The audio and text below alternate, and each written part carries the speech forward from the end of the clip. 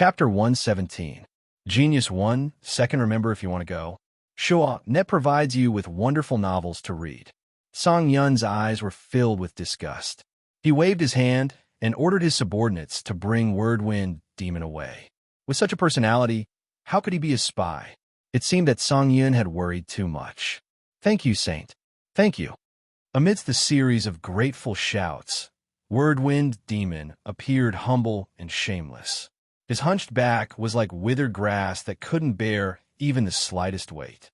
Holy Sun, it seems like the news that the Shadow Thorn Demon brought back should be correct. Since Shan Wugu is showing signs of a backlash, should we make preparations early? Han Shanai respectfully asked. Song Yun's eyes were cold.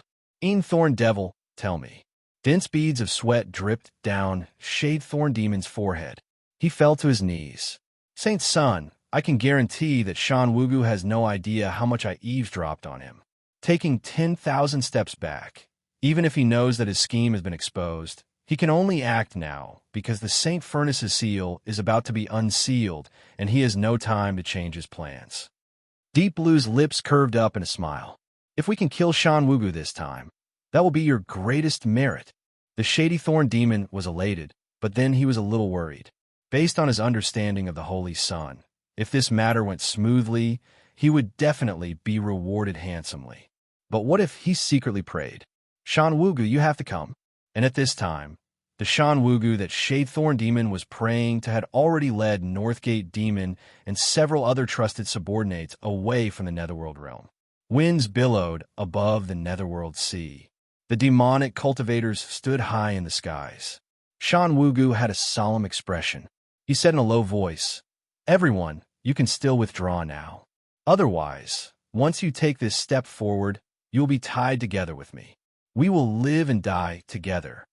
Northgate Demon fell to his knees. I am willing to follow the Saint's Son and sacrifice my life for you. We pledge our lives to follow the Holy Sun. All of them knelt in unison. Shan Wugu laughed. Good, then let us give it our all. He took out a jade bottle and gave one to each of them. Take it. In the shortest time possible, do your best to control as many sea demons as possible. Northgate Demon had a calm expression. It was clear he already knew of this. As for the other demonic cultivators, they revealed looks of shock. The medicine to control the sea demons was obtained through hard work by the headquarters.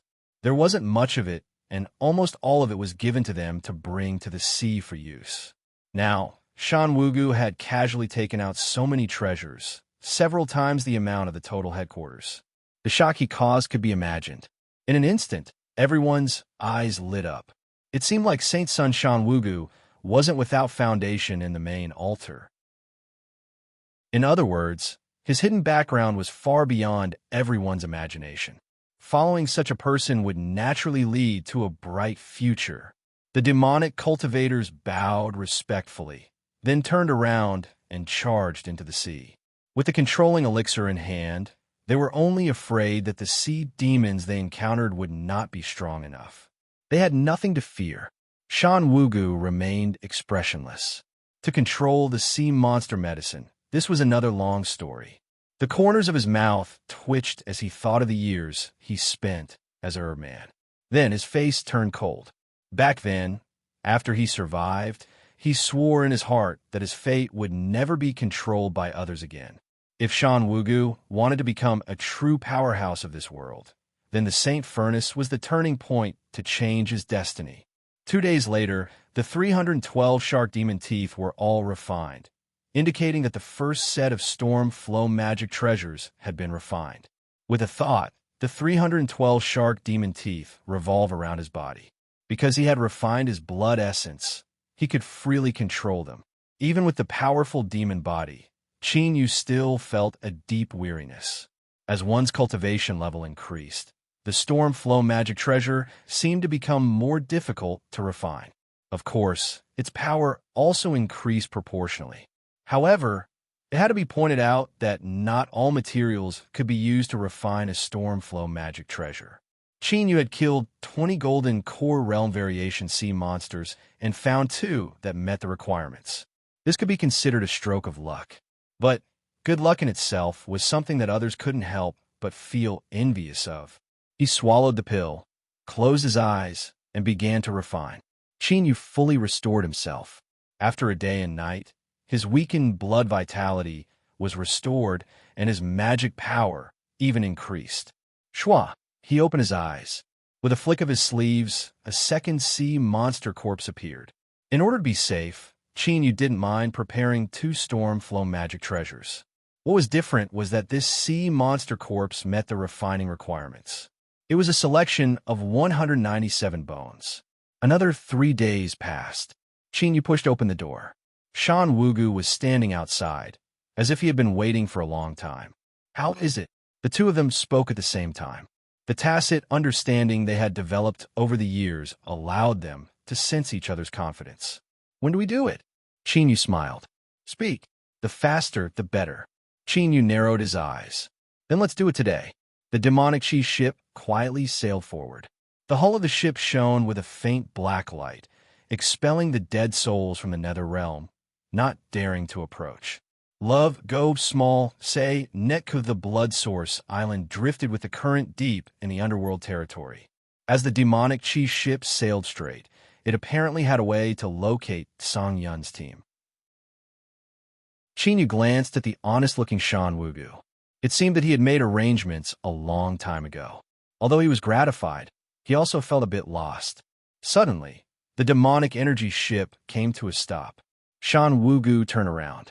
Chinyu, Blood Source Island is in front of us. This ship can only go so far. His complexion darkened. The Saint Furnace will protect itself and spread its terrifying poison strength. You must be careful. Chinyu smiled. Don't worry. Just wait for my signal. Shua. He stepped out of the demonic energy ship and disappeared in the blink of an eye. At this moment, the deck was filled with trusted subordinates. The ordinary subordinates were left outside the nether realm and did not participate in this matter. At this moment, many of them wanted to say something but were hesitating. The reason was simple. They didn't trust Chinyu. Just how powerful was the Saint Furnace's defenses?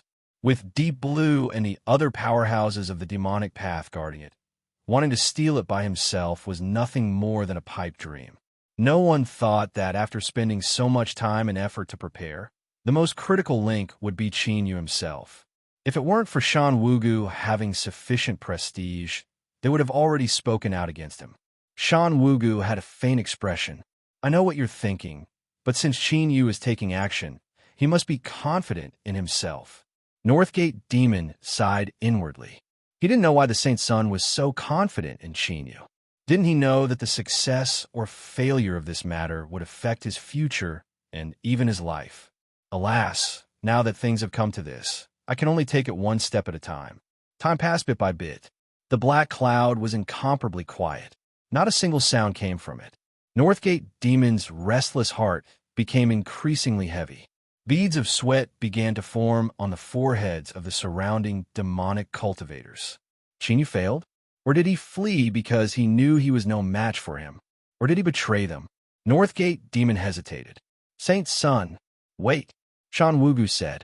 A thin layer of black ice extended out from the blood-red sea. Even without touching it, one could feel the terrifying aura contained within.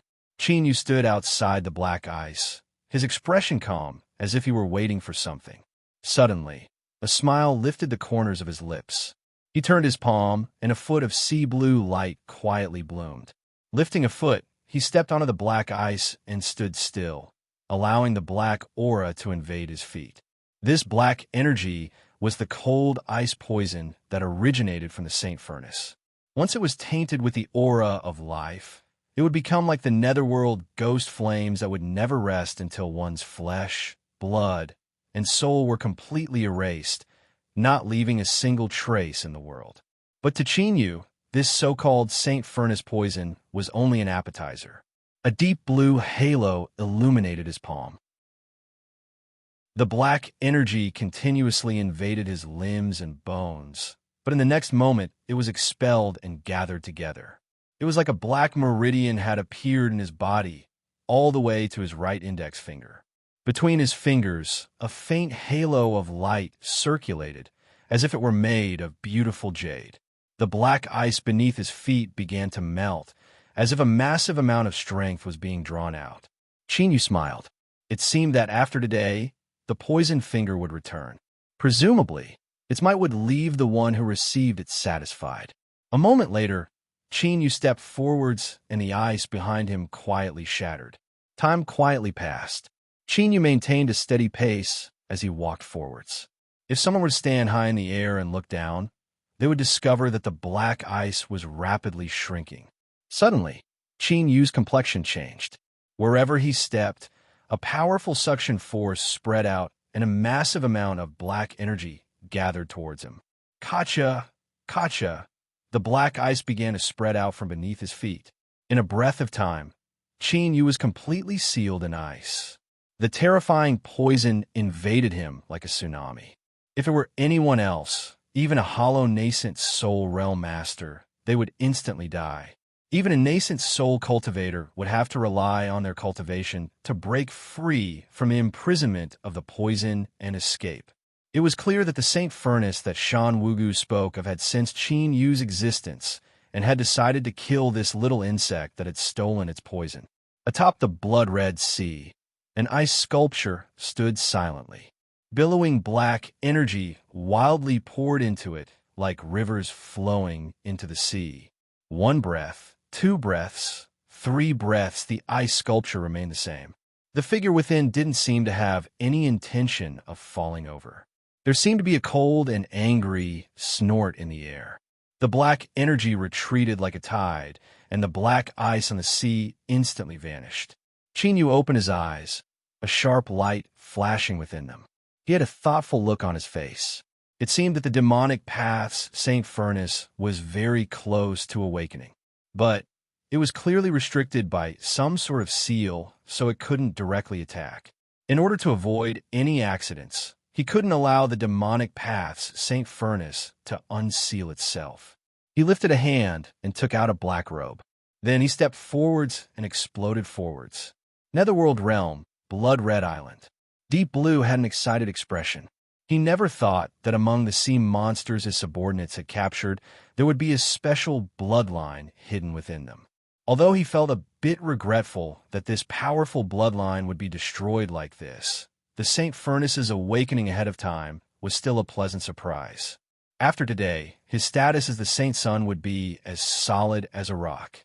Deep Blue was in high spirits. He looked up at the black clouds outside the island. Shan Wugu, in the end, I have won this battle.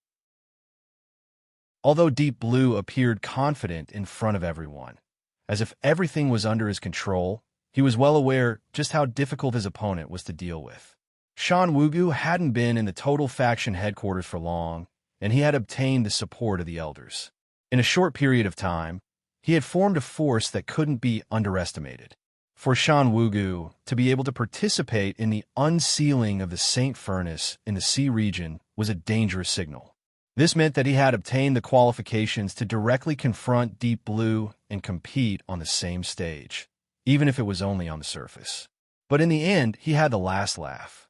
Just like before, he had strangled the threat at the source. Suddenly, cries of alarm sounded out from outside Blood Red Island. Deep Blue's heart shrank. He asked what happened. The demonic cultivator guard flew in a panic. He screamed, "Saint Sun!" The Saint Furnace's ice suddenly disappeared. Deep Blue's pupils shrank, but his expression didn't change. The Saint Furnace is about to awaken, so withdrawing its strength is normal. What are you panicking about? Han Sha and I could sense the gloominess in Deep Blue's expression.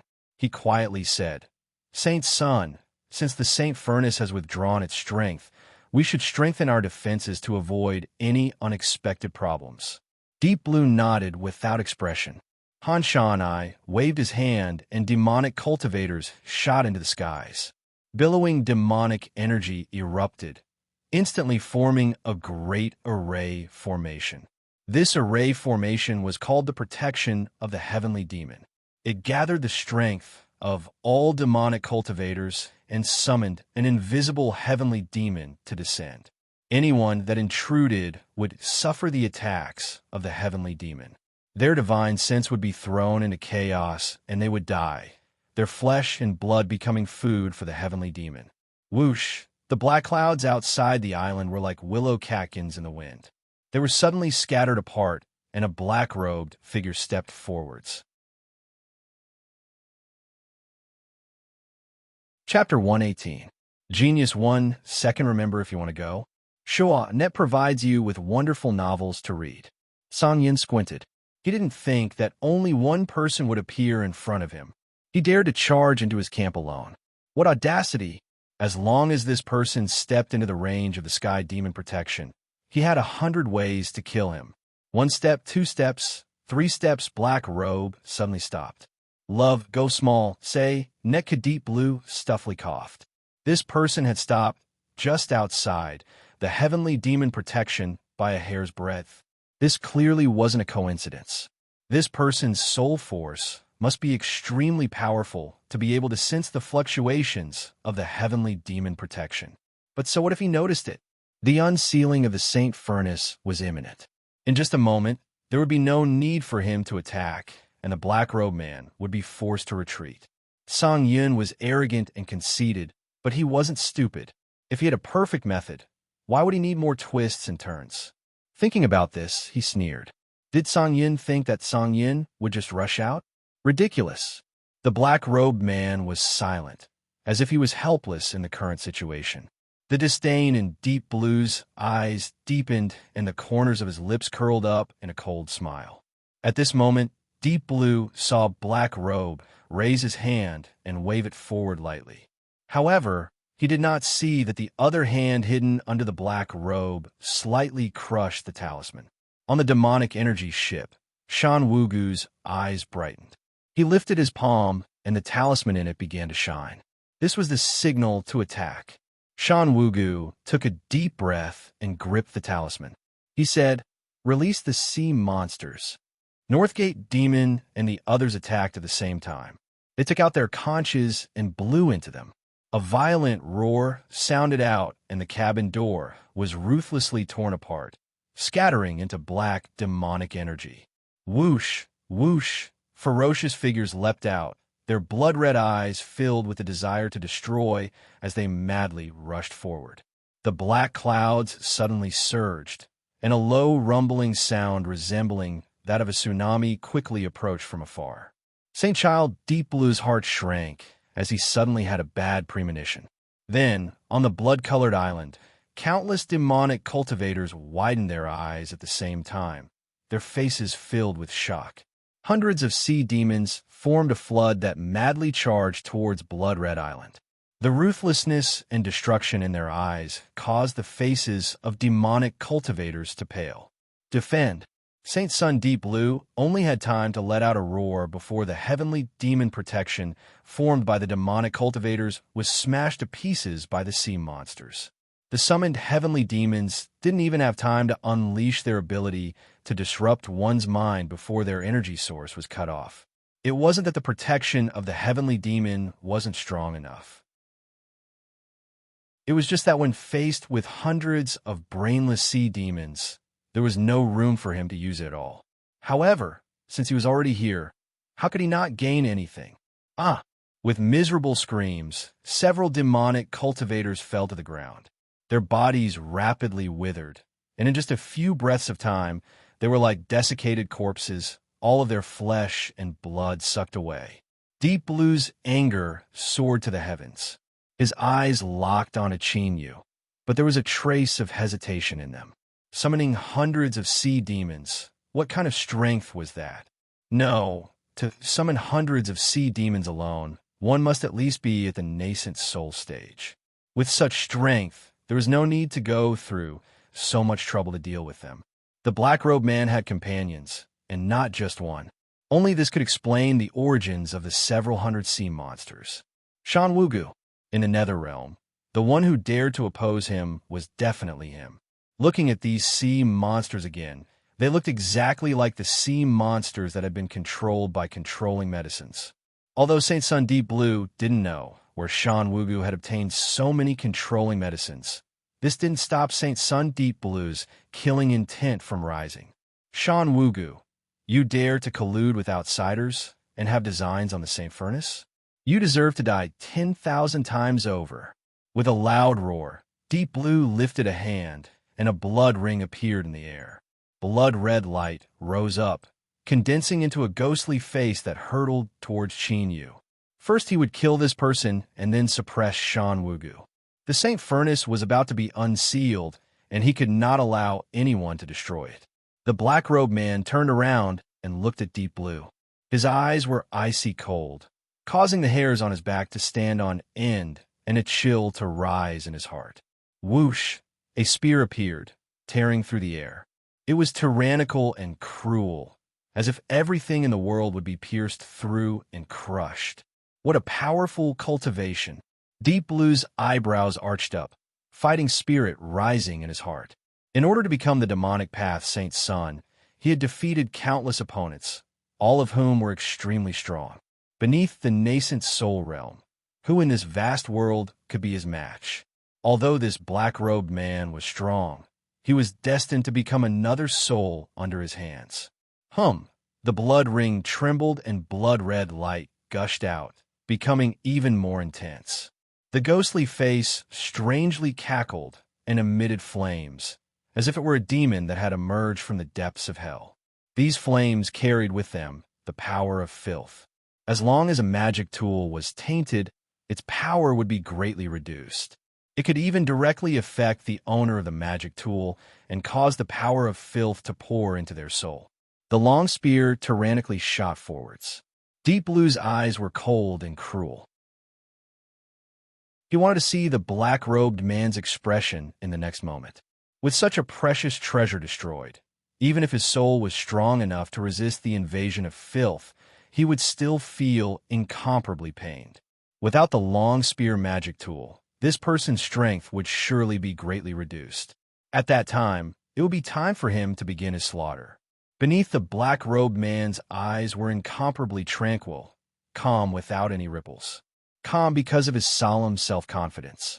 As he looked at the flaming, ghostly face, the corners of his lips curled up. Without warning, the heaven-lifting spear thrust forwards, ruthlessly arriving. The spear body trembled. The moment it stabbed into the flaming, ghostly face, a wild aura swept out in all directions. Deep Blue's eyes widened. What kind of rhythm was this? Before he could regain his composure, the long spear exploded. The spear fragments mixed with the horrifying strength of the magic tool's explosion swept out like lava from underground. The flaming, ghostly face was instantly turned into a sieve. Its strange laughter turned into pained howls. Although it wasn't a true entity, it was still heavily wounded by the explosion of the long spear. It fled backwards in panic. Several demonic path cultivators that were fighting with the sea monsters screamed miserably as they were turned into gourds of blood. They fell to the ground and soon lost all signs of life. Deep Blue stuffily coughed. His complexion paled and blood flowed down from the corners of his lips. The blood ring was terrifyingly powerful and also contained many miraculous mysteries. This was an object that he had refined with his blood, and it would rise and fall together with him. Now that the blood ring had been wounded by the explosion of the long spear, he immediately received severe internal injuries. If he was weaker in a frontal battle, then he could forget about it. But his opponent had used such a method that didn't follow common sense. This left Deep Blue incomparably depressed and burning with rage. He slapped his chest and spat out a mouthful of blood. The blood didn't fall to the ground, but instead exploded outwards, fusing into the blood ring. After obtaining the support of its master's blood essence, the magic tool, refined by blood, was stimulated to the limit. The blood ring dimmed, and the ghostly face fiercely roared. It attacked with anger and injuries, its speed rising to the limit. It opened its mouth to reveal black fangs that were as sharp as thorns. Self-destructing magic treasures were indeed terrifying. But could it be that you could take out another treasure of this level? Since you dared to damage my magic tool, this Saint's son will have you die without a grave. At this time, a round shield suddenly appeared. As magic power poured into it, it rapidly grew in size. The ghostly face was brimming with confidence. Just as it was about to enjoy the delicious flesh and blood, it crashed into the round shield without any preparations at all. Pa! The sound was deep and heavy, and there was a hint of bitterness in it. Just listening to it made one's scalp tingle with numbness. Deep Blue's entire face twisted, as if he had really crashed into shield. His mouth and eyes were crooked and blood flowed out without end. He was in an extremely distressed state. Deep Blue swore that he had never been so disgraced as he was today. The shocked gazes of his subordinates made him wish he could tear apart everyone who saw this. But then, he didn't have time to be ruthless. He was hit twice by the round shield. A terrifying explosion rang out, and the ghost face was sent tumbling back, howling miserably. There was also a hint of fear in his eyes. The cultivator across from it was far too terrifying. Deep Blue spat out several mouthfuls of blood. He tottered, his chest filled with shock and indignation. He was shocked because the black-robed man had been so bold and heroic as to blow up 2 powerful magic tools in a row. It had to be known that their quality was extremely precious, even to a golden core. The losses from 2 self-detonations were astonishing. He was indignant because the other party didn't play his cards according to common sense. Just by relying on his wealth, he had suffered a great loss. The black-robed man didn't give him time to think. His figure flashed, and he soared deep into Blood Red Island, where a great furnace stood. He wanted to steal the Saint Furnace. Deep Blue's heart shook. He knew that the Saint Furnace had a spell left behind by the Saint Monarch, and it was impossible for this person to succeed. But if he touched the Saint Monarch's spell, that would mean his failure, and he would surely disappoint the Saint Monarch. He absolutely could not be allowed to touch the Saint Furnace. Deep Blue's eyes flashed with hesitation. He clenched his teeth and pointed a finger. There was a buzzing sound above his head. The blood ring trembled. Runes appeared on its surface, and the phantom of a python shot out. Die! He roared, and countless rays of blood-red light were drawn out. The python phantom instantly condensed, hissing as it swept out its tail. It was hundreds of feet long, and its massive body was covered in thick scales. Its triangular eyes were filled with a cold, killing intent. This python was the spirit of the blood ring. After it was killed, it had been sealed within with a secret demonic path technique. Although it wasn't a true spirit treasure, it still had its own marvelous aspects. For many years, Deep Blue had carefully refined it. Every time he killed an enemy, the blood essence and soul would be swallowed up by the python and accumulated within its body. In these years, the blood python had gradually shown signs of transforming into a blood flood dragon. Once it finished its transformation, its strength would rise and it would be able to contend with a nascent soul cultivator. But now, as it was summoned ahead of time, all of this had become a bubble. All of his years of painstaking effort had been wasted. Deep Blue's hatred could be imagined.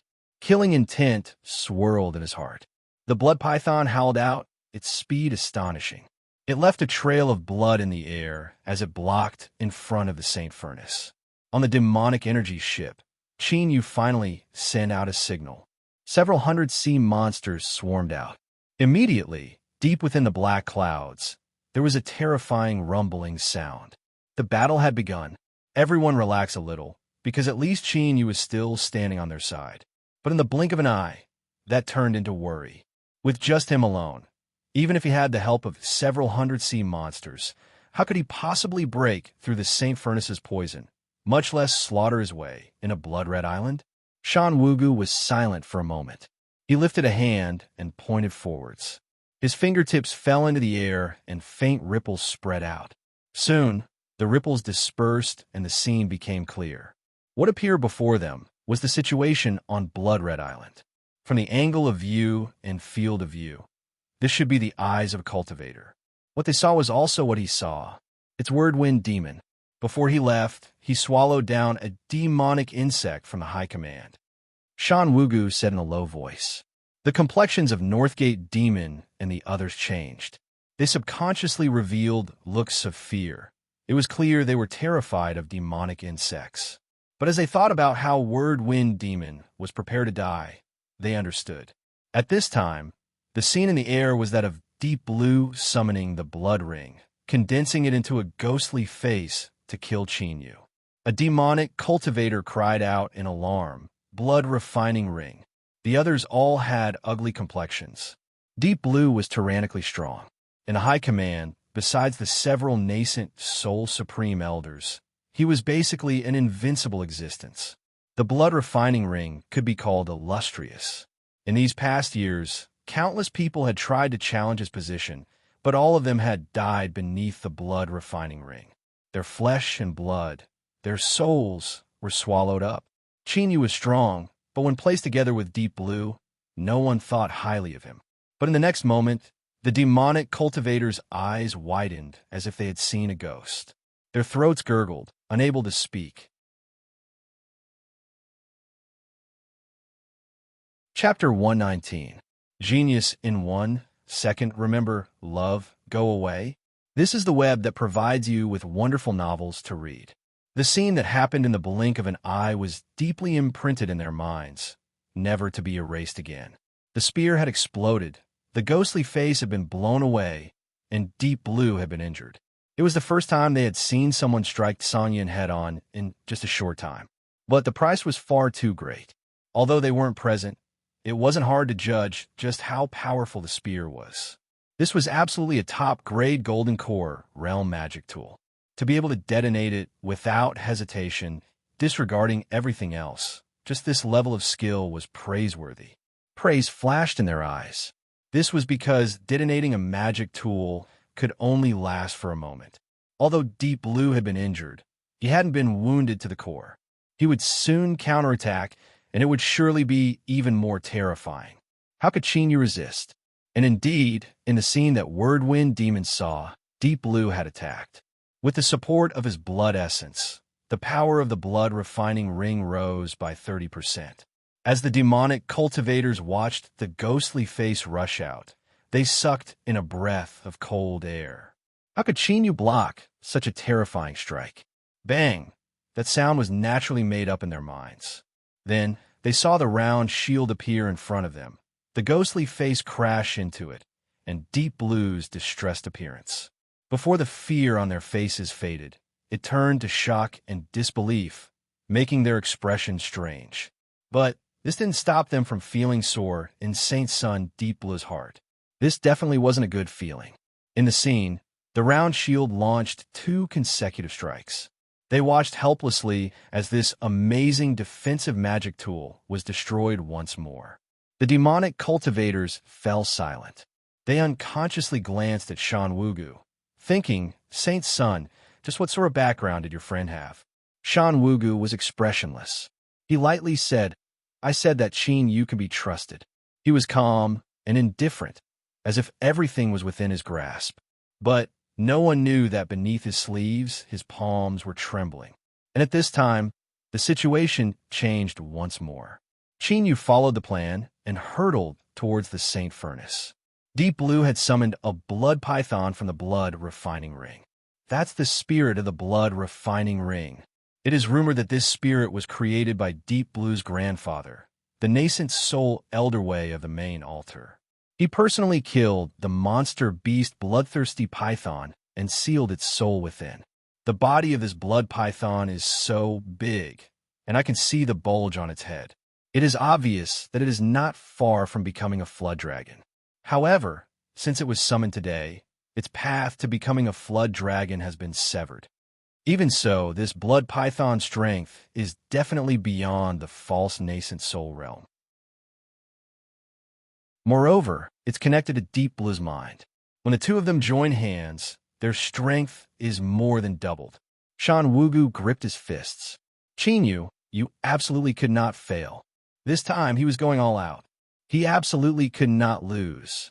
Suddenly, Northgate Demon cried out in alarm. This is bad. Chinyu's been ambushed. Shan Wugu fiercely looked up. He could see that Chinyu had a dazed expression on his face, as if he had indeed been plotted against. Love, go, small, say, Netka, but out of familiarity, he felt that something was not quite right. It did not seem like he had been plotted against. Instead, it felt like he was distracted.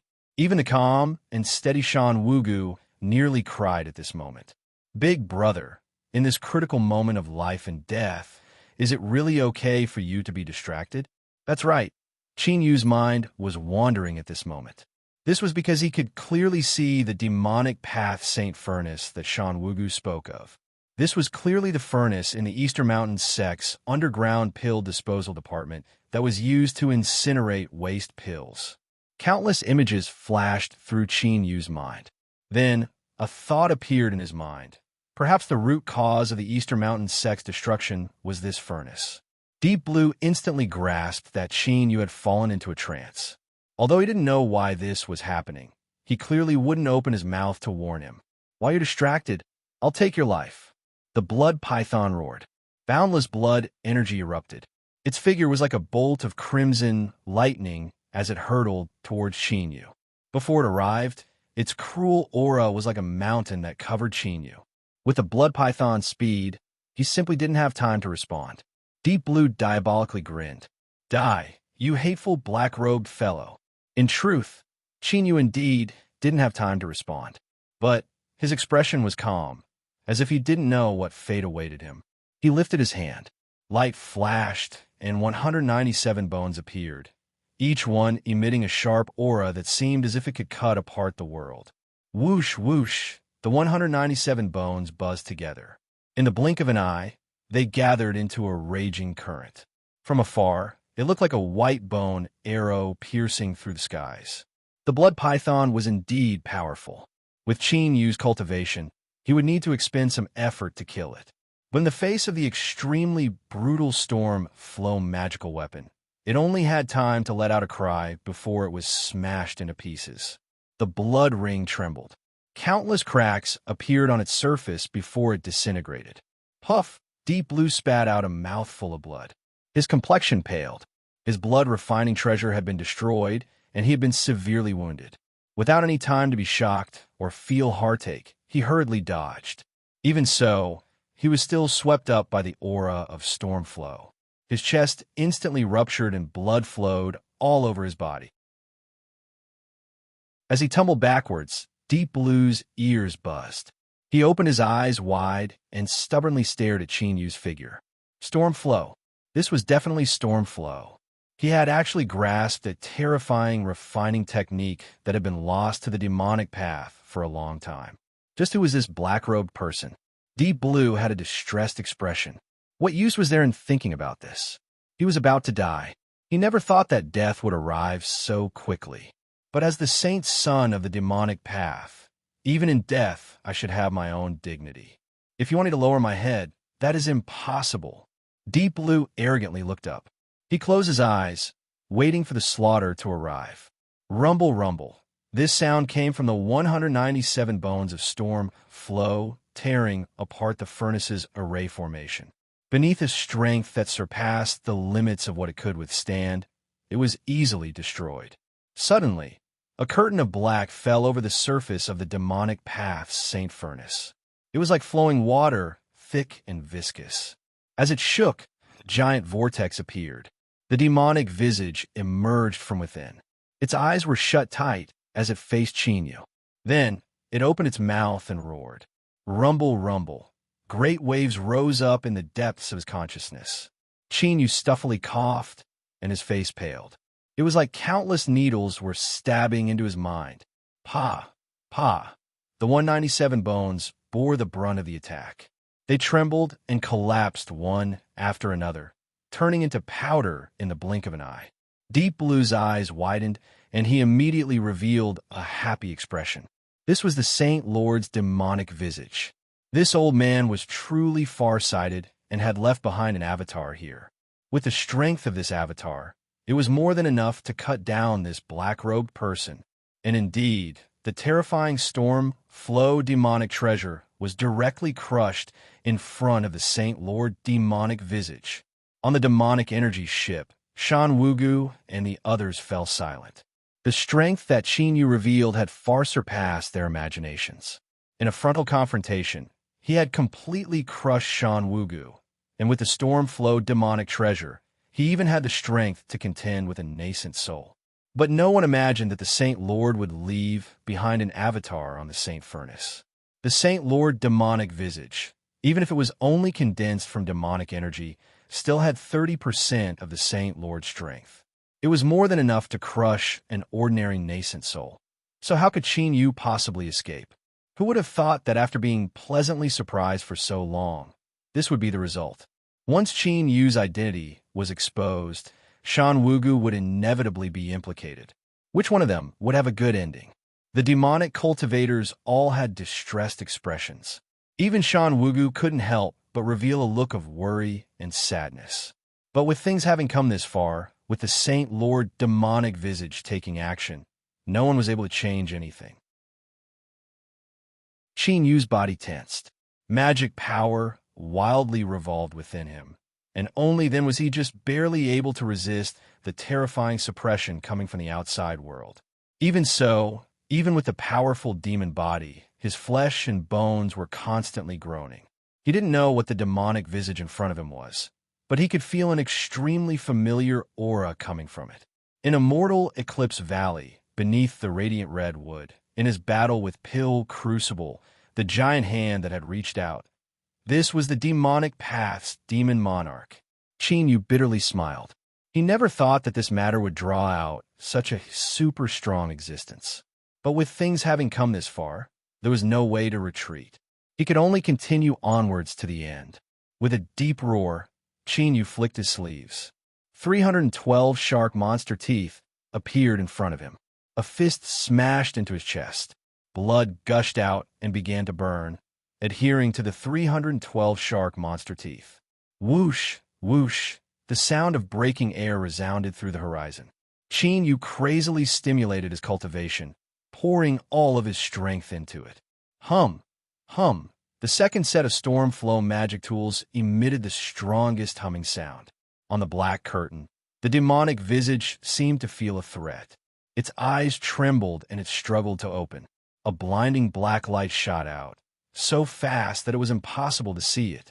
In the blink of an eye, it collided with the 312 shark monster teeth. Bang, bang. There was a heaven-shaking explosion. A terrifying strength swept out. Deep Blue's mouth fell open as he was sent flying away like a rag doll.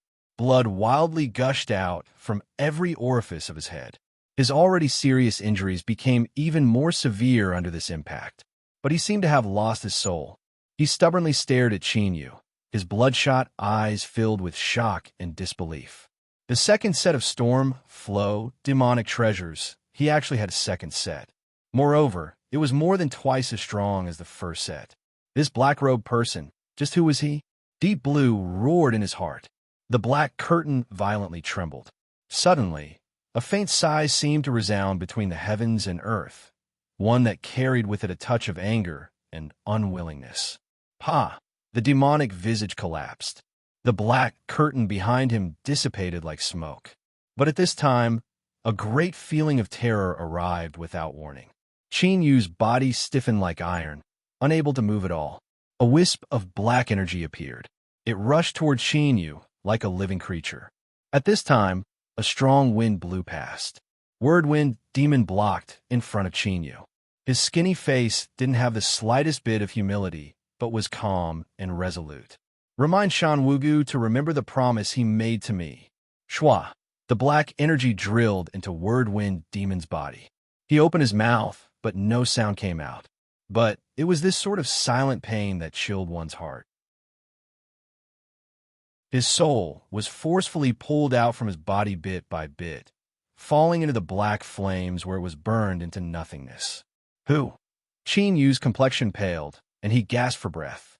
He glanced at Whirlwind Demon's lifeless corpse and flicked his sleeves. The Saint Furnace flashed in the air, and the massive furnace vanished from sight. His eyes swept over the imprisoned sea monsters not too far away. After a moment of hesitation, he flicked his sleeves and sent out magic power to shatter the imprisonment.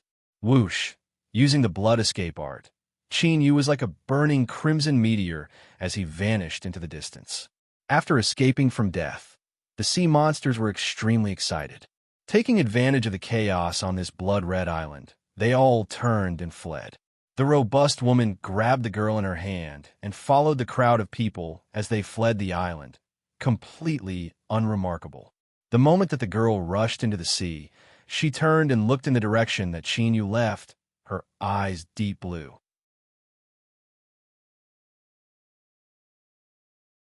Chapter 120. Genius 1, second remember if you want to go. Showa, Net provides you with wonderful novels to read. Deep Blue was still alive. He had a dazed expression on his face, but soon after, he gnashed his teeth in anger.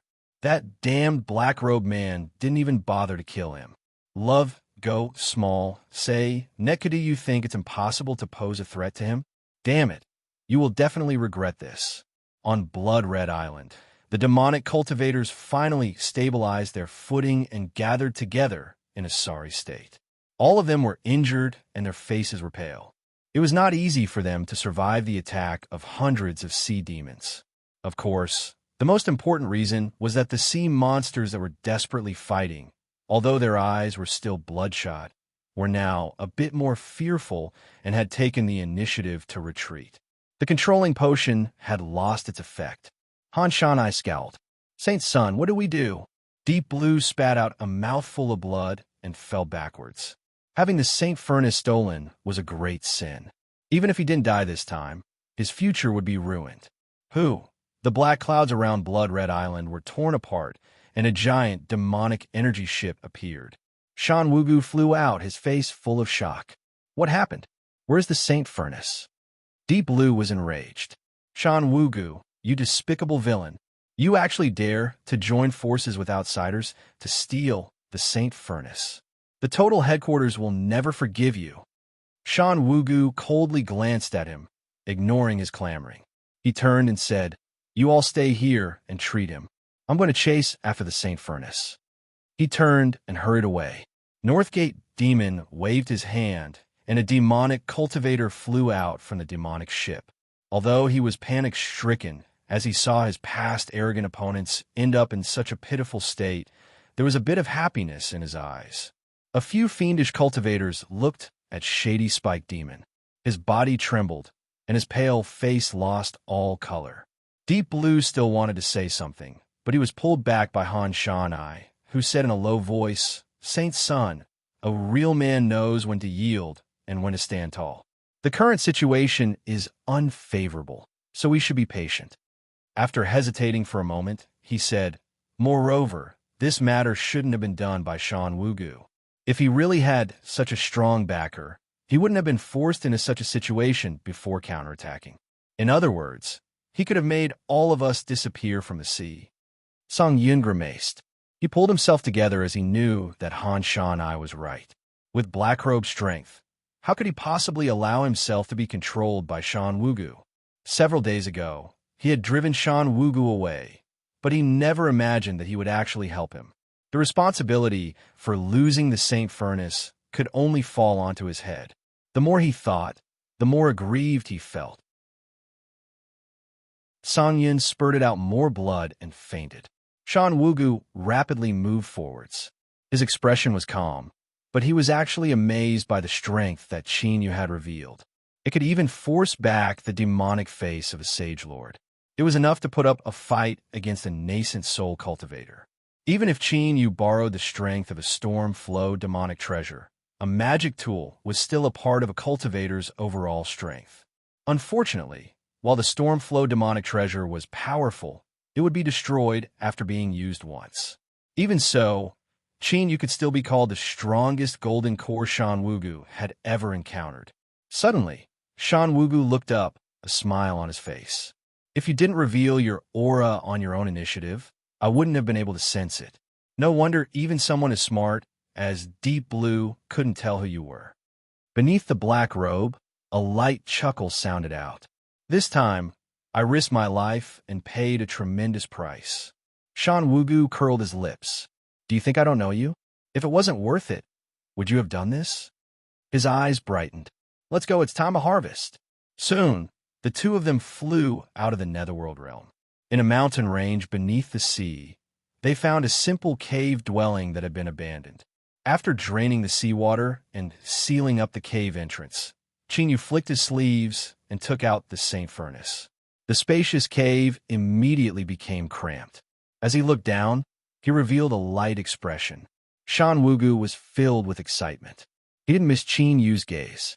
He asked with surprise, "You recognize the Saint Furnace?" Qin Yu nodded. "Potato, do you remember when I was framed by Su Jian and entered the Eastern Mountain Sect's pill disposal department? This furnace is located beneath the Eastern Mountain Sect." He paused for a moment and continued to say, "In the past, the Eastern Mountain Sect was massacred by the demonic path and razed to the ground. I only thought it was a coincidence that the demonic path invaded. But now it seems that the reason the Eastern Mountain Sect ended up in such a state is because treasuring a treasure is a crime." Shan Wugu's eyes shook. He never thought that the Saint Furnace would come from the Eastern Mountain Sect. Qin Yu said in a low voice, "Potato, do you know why the demonic path spent so much effort to seize the furnace and why the demon monarch placed such importance on it?" Shan Wugu shook his head. "My status in the Total Faction headquarters isn't high, and I only have the title of Saint's Son. I only know that the demon monarch has a great use for the Saint Furnace, but I don't know the specifics." He looked up and faintly smiled. "You have to keep your word and return the Saint Furnace to me. Otherwise, if the demon monarch is enraged, I will die without a doubt." Qin Yu was silent for a moment. "I won't harm you." Shan Wugu bitterly smiled. "I'm sorry. I've gotten used to it over the years." "Don't think too much about it." Qin Yu smiled. "I understand. All right. Now that I've obtained what I need, it's your turn." Shan Wugu took a deep breath. "Give me some time." He walked over to the furnace and carefully observed it. Then he lifted his hand and cut his wrist. Blood flowed out, but it didn't fall to the ground. Rather, it hung in the air and rapidly dispersed. Drops of bright red jade surrounded the furnace in a ring. He spat out short syllables. The blood beads trembled and released a faint halo of light. This light wasn't the color of blood, but pure darkness, as if it could swallow all. "Love, go little say," Nekushan Wugu's expression was dignified. The syllables he spoke became increasingly rapid and urgent. The blood beads emitted a low hum. His complexion rapidly paled and anxiety appeared in his eyes. After a moment, he clenched his teeth and said, "Qin Yu, the demonic nature of my blood is lacking. Can you lend me a hand?" Qin Yu stepped forwards and tore open his finger. Blood flew out and fell around the Saint Furnace. The demonic nature in the blood was instantly drawn out. In his ears, he seemed to hear a long and drawn-out demonic roar. It was ancient and solemn. Shan Wugu's eyes widened. He had never felt such a pure and potent demonic nature before. Even the Holy Lord's demonic nature was suppressed by absolute strength. In terms of rank, it was inferior to Qin Yu's. In these past years, just what had he experienced? Not only did he possess a powerful cultivation, but he also possessed such a terrifying demonic nature. But soon, Shan Wugu suppressed these thoughts. In this critical moment, he didn't dare to be distracted. His syllables became steady and firm. With the help of Qin Yu's blood, opening the Saint Furnace wouldn't be difficult at all. The Saint Furnace trembled. The runes on its surface slowly lit up. An ancient and rich aura of the years, nearly condensing into essence, was slowly released from the furnace. But what was even more astonishing was the terrifying slaughter intent contained within this aura of time. Although this slaughter intent was weak, it was inconceivably strong. Qin Yu's slaughter intent was so potent that even demonic path cultivators had to revere him. But compared to this furnace, the difference was like the difference between the heavens and earth. He had no idea just what this so-called demonic path Saint Furnace was and what sort of calamity it had experienced in order to condense such a slaughter intent. Shan Wugu's complexion paled, but his eyes became increasingly bright. To others, this slaughter intent was the greatest horror in the world. But in his eyes, it couldn't be more beautiful. If he could refine it, his eyes burned with a burning heat. He lifted a hand and slammed it down. Open. The surrounding beads of blood fused into the furnace. The closed furnace door opened. In the next moment, a five-color divine light flew out from the furnace door, faster than lightning. Chinyu! Shan Wugu shouted out. Chinyu flicked his sleeves. Boundless magic power surged out, weaving together into a net in the void that covered the entire space. The five-color divine light was trapped within. It anxiously rushed left and right, but it couldn't escape. With a thought, the fleeting flame furnace appeared. The furnace door opened on its own, and a powerful suction force covered them. The five-color divine light gradually came to a stop, revealing its true form. Gold, a stalk of green grass. It didn't look any different from ordinary grass. Its leaves gently swayed, surging with an endlessly sharp aura. Water, a pitch-black lotus seed. Its entire body didn't have any other colors. Circles of black light rippled in the air. Wood, a verdant willow branch. It was unknown just how long it had been cut down, but it still maintained its vibrant vitality and emitted a blazing blue divine light. Fire, a crystal the size of a child's palm. It was translucent, and if one looked at it, they would feel a stabbing pain as if they were being burnt.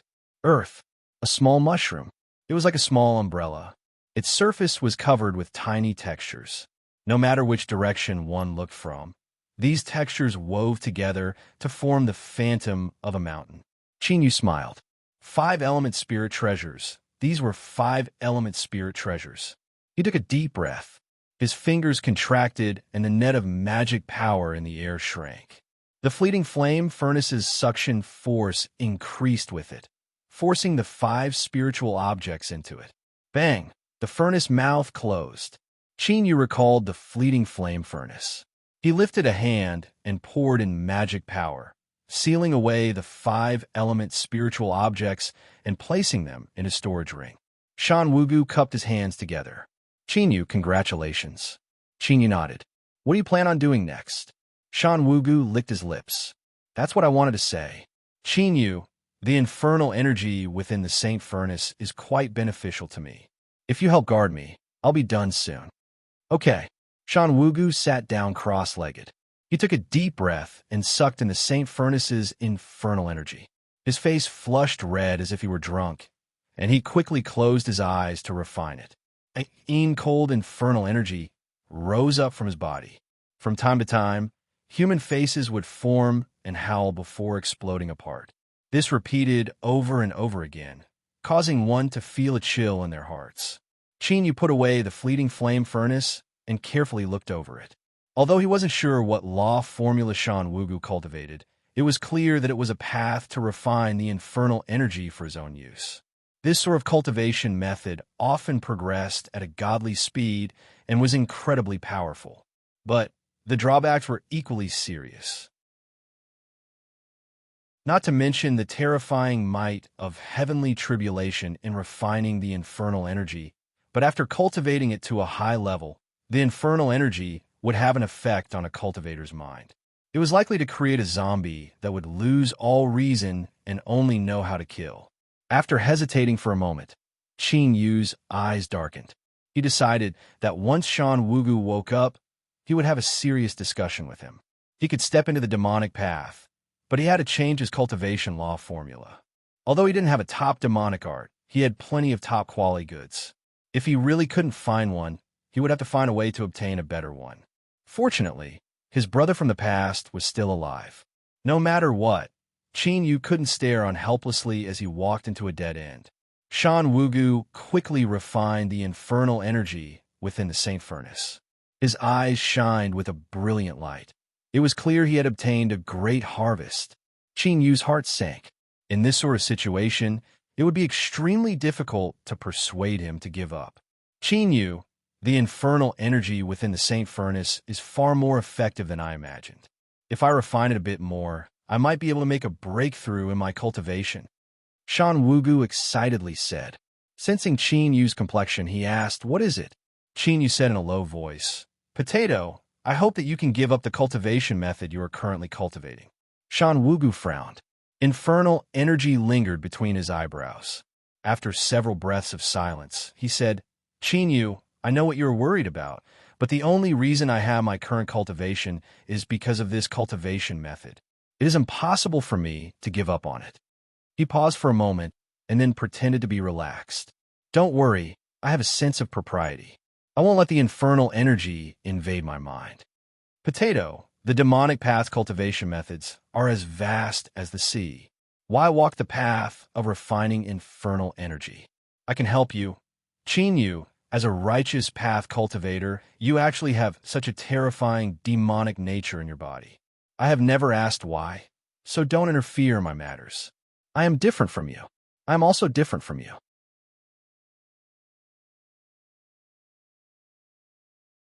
Chapter 121. Genius 1, second remember if you want to go. Net provides you with wonderful novels to read.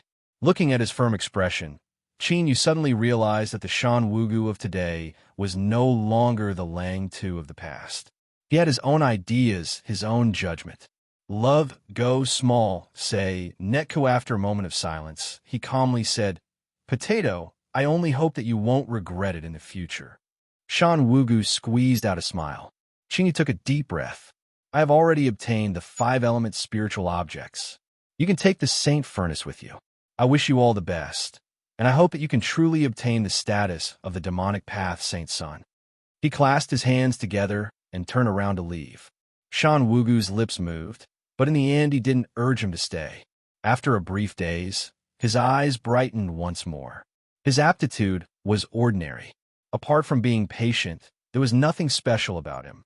If he wanted to be able to shake the world, the demonic fiend was his only choice. Therefore, no matter what, even if he knew that it was dangerous, he would not give up. Brother, I know you mean well. I'm sorry. Shan Wugu opened his mouth and sucked in a deep breath of infernal energy.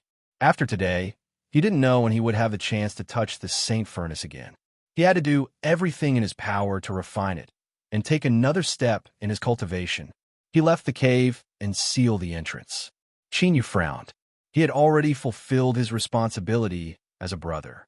If Shan Wugu couldn't accept this, then that was his own choice. In the end, they were no longer the two youths of the Eastern Mountain sect. With their current cultivation and status, they had to be responsible for their own decisions. Shua, with a flash of light, Chinyu rapidly flew far away.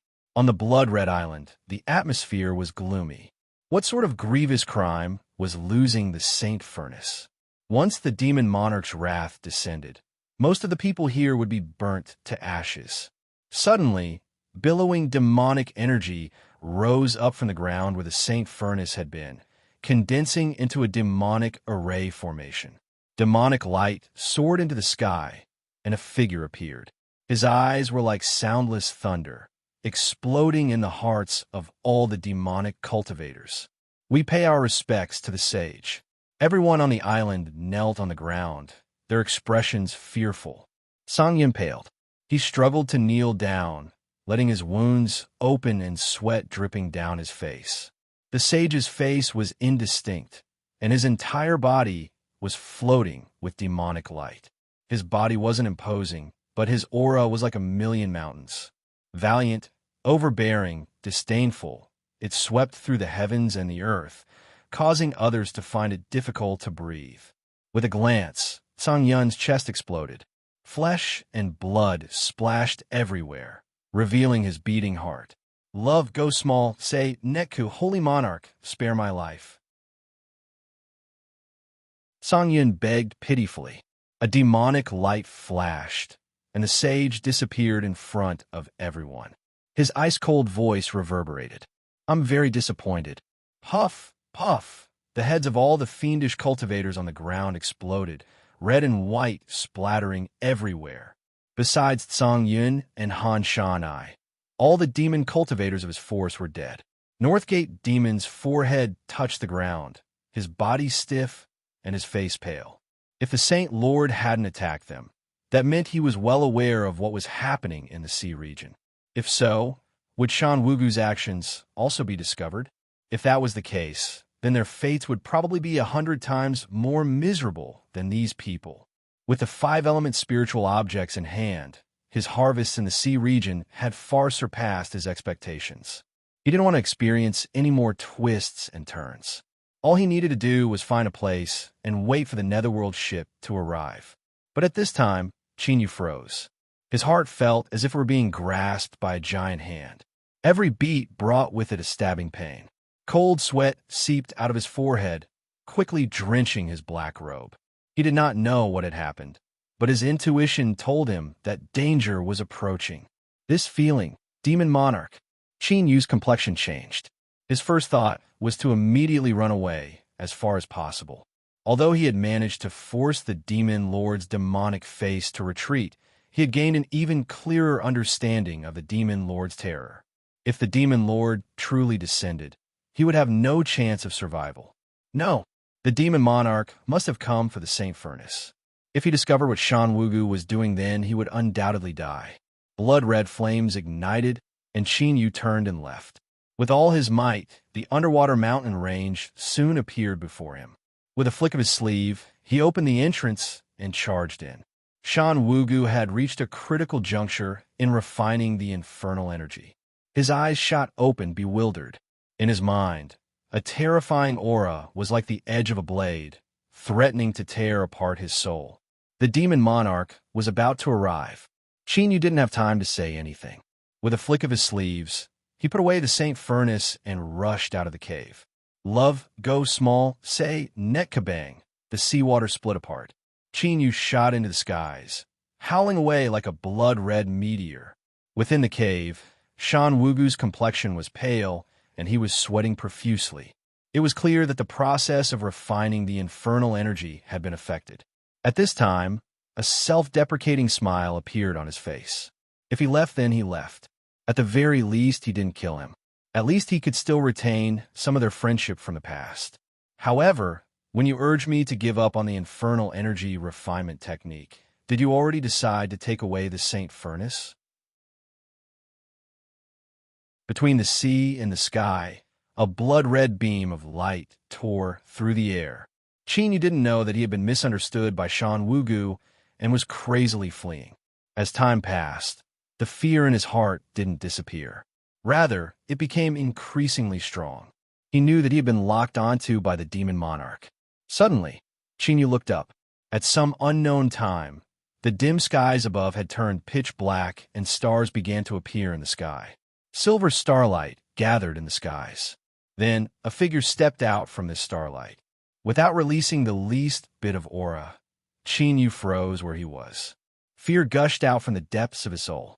The demon monarch had arrived. It's you? The voice was a bit surprised. Little friend, you and I are truly fated. As the light voice fell into Qin Yu's ears, it was no less than a thunderclap. Billowing waves of sound crashed into his soul. He spat out several mouthfuls of blood. His complexion paled, and his magic power froze. In the Netherworld Sea region, night fell, and the sea of stars condensed. Qin Yu froze in midair, blood gushing out from his nose and mouth. His complexion was deathly pale, and he was in an extremely distressed state. At this time, even with his intelligence, all his hopes had turned to dust. Perhaps he might be able to contend with an ordinary nascent soul, but this was the demonic path Saint Lord, the most formidable existence in the world. How could he possibly contend with him, who, strong winds whipped up between the heavens and earth? A giant bone hand appeared, grasping towards him like an ancient divinity or demon god that crossed through space and time. Qin Yu tried his best to struggle, but all he did was cause the magic power in his body to surge, and he spat out several mouthfuls of blood. He could only watch helplessly on as the giant hand fell towards him, helpless like an ant. Just as the bone hand was about to fall, there was a loud roar from the sea. The endless sea began to tumble and tumble. A great wave appeared. It was so high that it gave off a feeling as if the heavens and earth would shatter.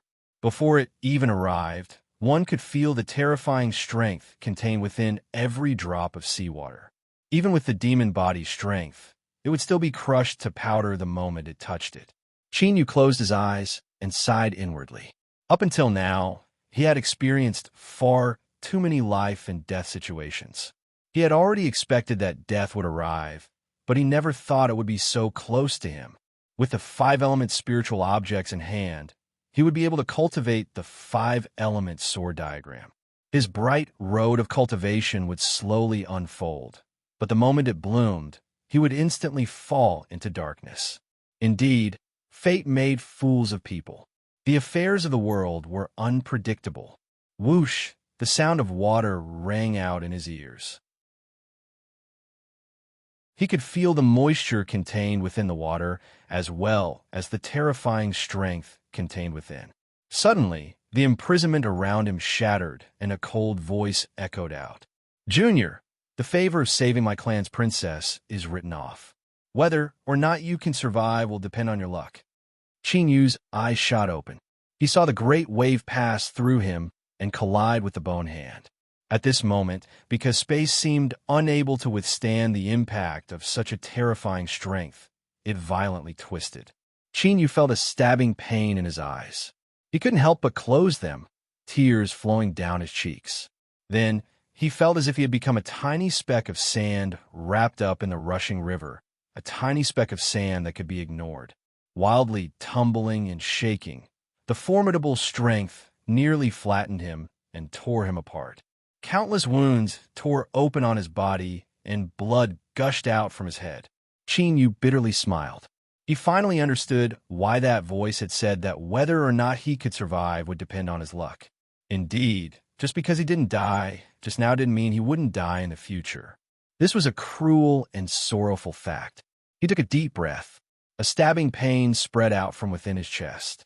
Broken bones pierced into his flesh, and every breath he took felt a burning pain. His lungs should have been punctured, and every breath he took was filled with the smell of blood. His heart raced. Even if he knew this would accelerate the loss of blood, he couldn't care about anything else. This was because this was the only way he could stimulate the strength of the demon body and obtain a slim chance of survival. Otherwise, if he stayed on this terrifying battlefield, all that awaited him was death. Qin Yu tightly closed his eyes. He was worried that if he opened them, his eyes would be crushed by the wild strength. He stepped forwards. This step landed on the waves. The usually gentle water current was now 100 times harder than steel. With a loud cracking sound, Qin Yu's foot broke apart and he rushed out. Before he collapsed, he had to escape the battlefield. Bang, bang, heaven-shaking explosions rang out without end, each time setting off a heaven-shaking impact. Wild strength swept across the sea surface, stirring up endless amounts of seawater that blocked out the skies. Qin Yu was like an ant, struggling to survive beneath the might of the heavens. His complexion became increasingly pale, and the rate at which his wounds bled slowed down. His flesh and blood turned pale, as if all the blood in his body was about to run out. Every drop of seawater contained a terrifying strength. As it fell on his body, it was no less than a hammer striking him. His flesh and blood, his bones, all of them trembled and groaned. Waves of pain ravaged his body, wanting to swallow up Qin Yu's mind. But the firmness on his face never disappeared. Facing the demon monarch, Qin Yu was as weak as a baby. He didn't have the strength to resist. He could only close his eyes and wait for death. But now, there were powerhouses of the sea races helping him, giving him a slim chance of survival. No matter how slim it was, he had to give it his all. Perhaps there would come a day when he would die, but not now. Today, he had to live. Qin Yu roared out like a wild beast from deep in his throat. He used the last of his strength to use the blood escape art. Blood-red light erupted, tearing through the waves. It was unknown how many times the blood-red light was struck, but just as it was about to collapse, the terrifying, crushing pressure suddenly vanished. He had broken out. Qin Yu staggered. He had become several times thinner, almost as if he were a bag of bones. This was the terrifying loss of blood from forcefully using the blood escape art. His black robes hung on his body in tatters. His chest heaved up and down, as if he were on the verge of collapse. Qin Yu took out a pill and swallowed it. Then he bit down on the tip of his tongue and took advantage of this moment to fly far away. Behind him, the battle between the two super powerhouses continued. As time passed, the range of the shock waves continued to expand. The surrounding sea region for hundreds of miles was like a storm, killing countless sea creatures. Qin Yu aimlessly flew forwards. He no longer had any thoughts of determining which direction to go in. His only thought was to get as far away from here as possible. After flying for an unknown period of time, he spat out a mouthful of blood. His injuries had reached the limit. If it didn't stop now, he really would die. With a flick of his sleeves, the thousand-craft house appeared. Chinyu landed on it and swallowed down a pill. Then, he used the last of his strength to release the yin-yang twin ants, and his consciousness fell into darkness.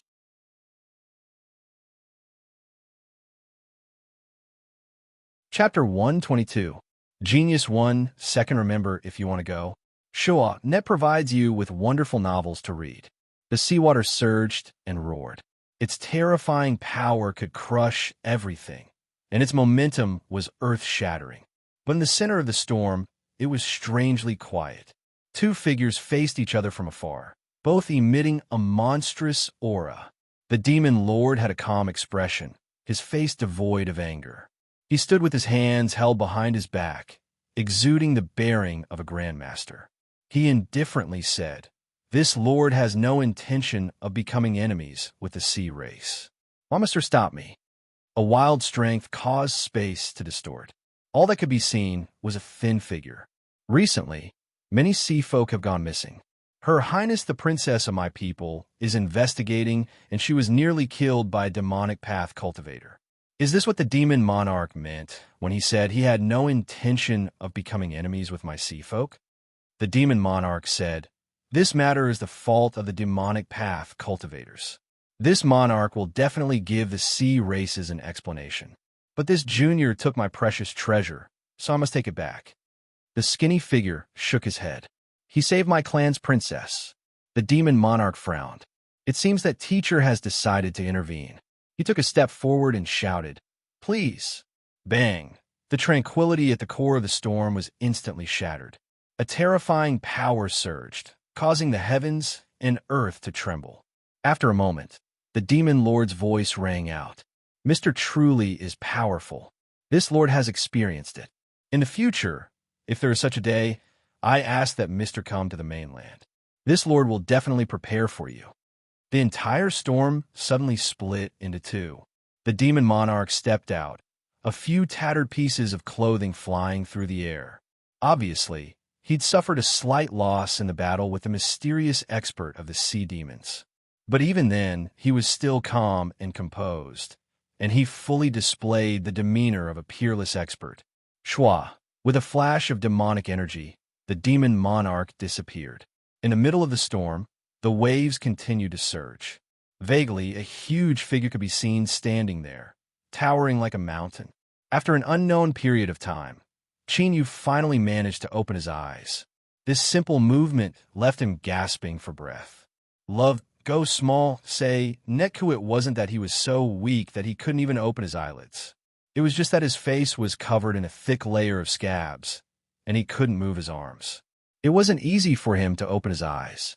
The sky was dark, and the light was extremely dim. Fortunately, it didn't hurt. His eyes were already red from the pressure. His pupils constricted a few times, and after a blur, he could finally see his surroundings clearly. Wong, sensing that its master had woken up, the Ant King flew over to express its closeness and condolences. Its entire body was covered in blood, and its transparent wings were damaged. It was clear that it had experienced a bitter battle. However, the ant swarm was full of vigor and did not become dispirited because of the slaughter. Instead, it became even more ferocious. Chinyu barely managed to move his lips. "You've worked hard." The originally beautiful thousand-craft house had been mostly destroyed. All that was left over was the foundation that supported him on the sea. Every inch of the room was soaked in blood. Occasionally, one could see some severed limbs of sea monsters. Every inch was blood. Every corner. Every corner. Chinyu's lips twitched. "Don't worry. Since I'm awake, I won't die. Ant King, continued guard, I still need some time." After struggling for a long time and sweating profusely from the pain, he finally took out the pill and swallowed it. Although he felt, and he felt. And after he, Cold Chun, and someone, and his sweat. God. And he closed his eyes. Although he was exhausted to the point of death and his mind ached, he still managed to maintain a clear mind.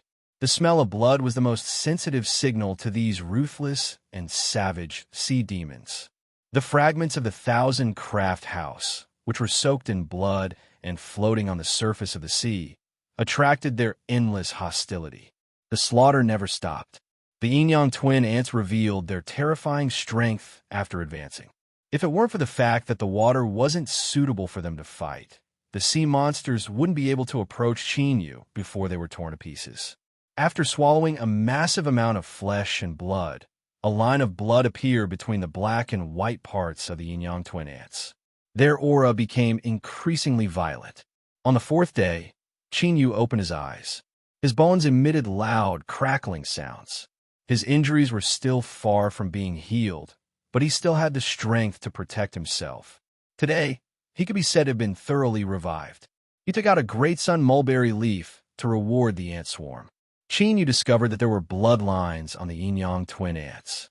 Luckily, they didn't affect his control. The temptation of the great sun mulberry was still irresistible, and he felt a little more at ease. However, he would have to pay more attention to what these bloodlines were in the future. He looked up to determine his position and then took out a sea map of the Netherworld Sea region.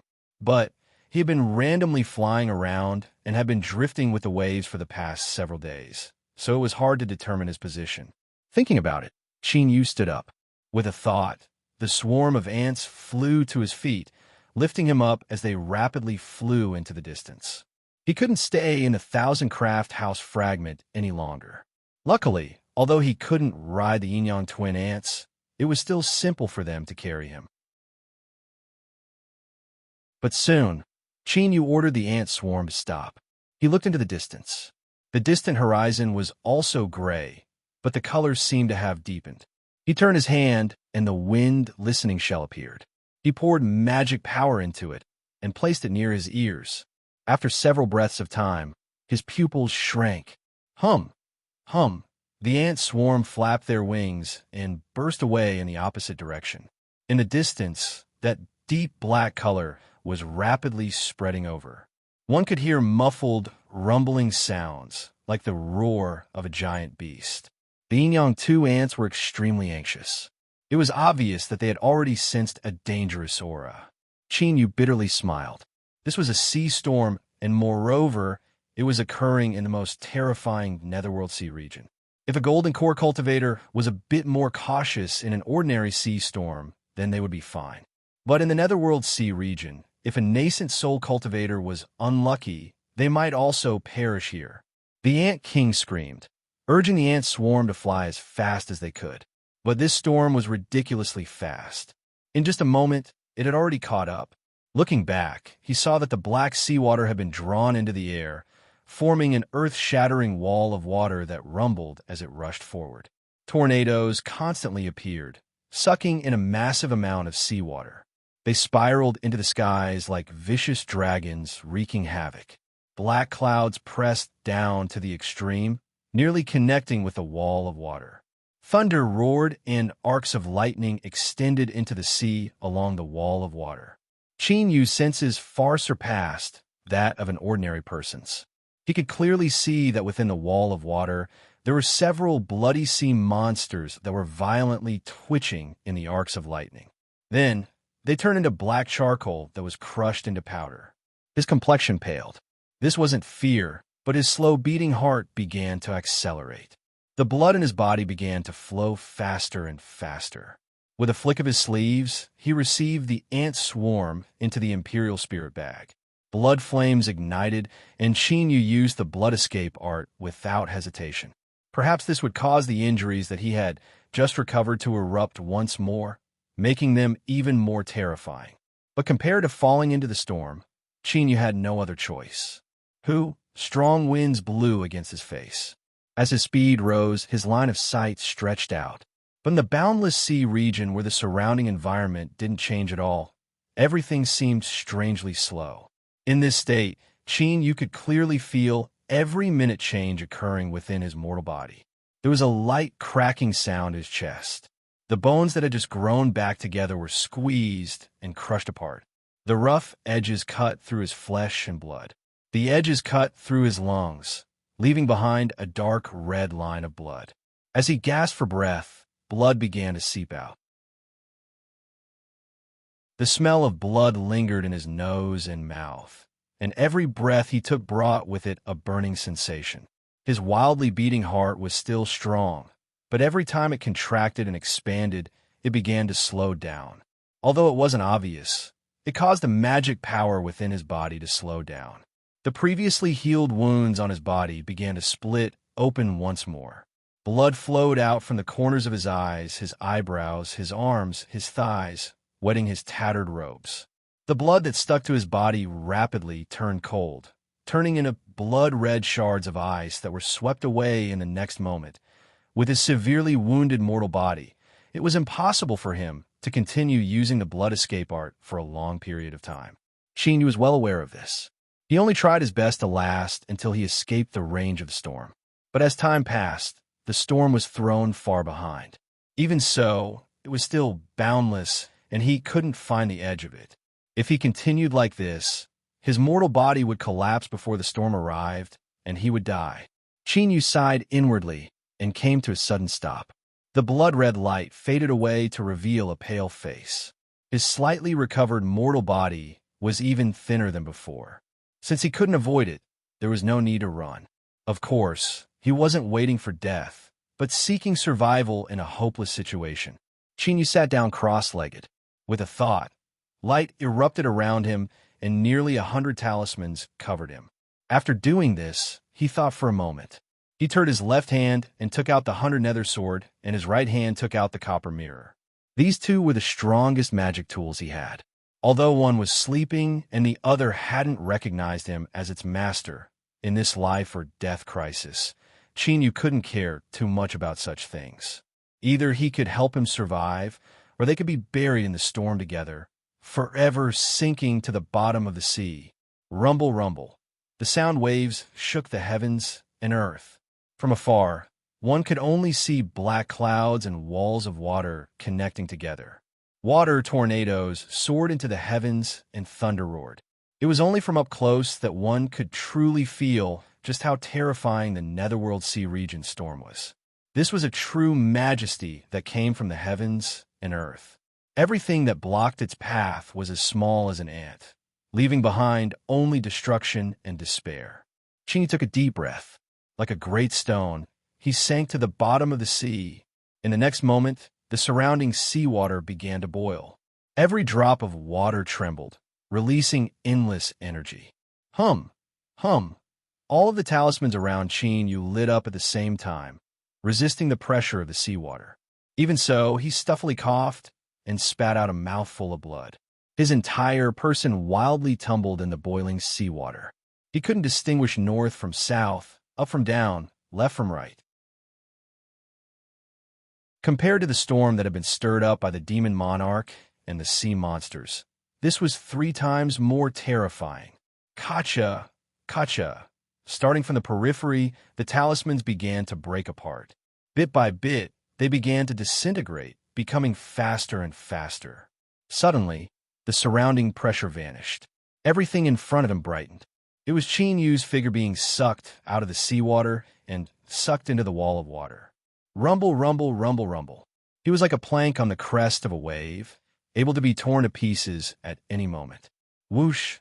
A waterspout rose into the air. From the moment it drilled out to the moment it formed, only several breaths of time had passed. Before Qin could respond, he was pulled out of the wall of water. Peepa! Peepa! The talismans rapidly collapsed. The tearing strength exerted on Qin Yu's body tore open his wounds, revealing the bones underneath. Blood dyed his entire body red, flowing down his arms to his palms and soaking his 2 treasures. He lowered his head, his face fierce and ruthless. If you don't do anything, then you will follow me to eternal damnation. Hashtag, hashtag, hashtag, hashtag it had been published. Nearly 400,000 words had been released to the public. He hoped that everyone would be satisfied and that they could give Steam Bun their genuine support. He bowed in thanks.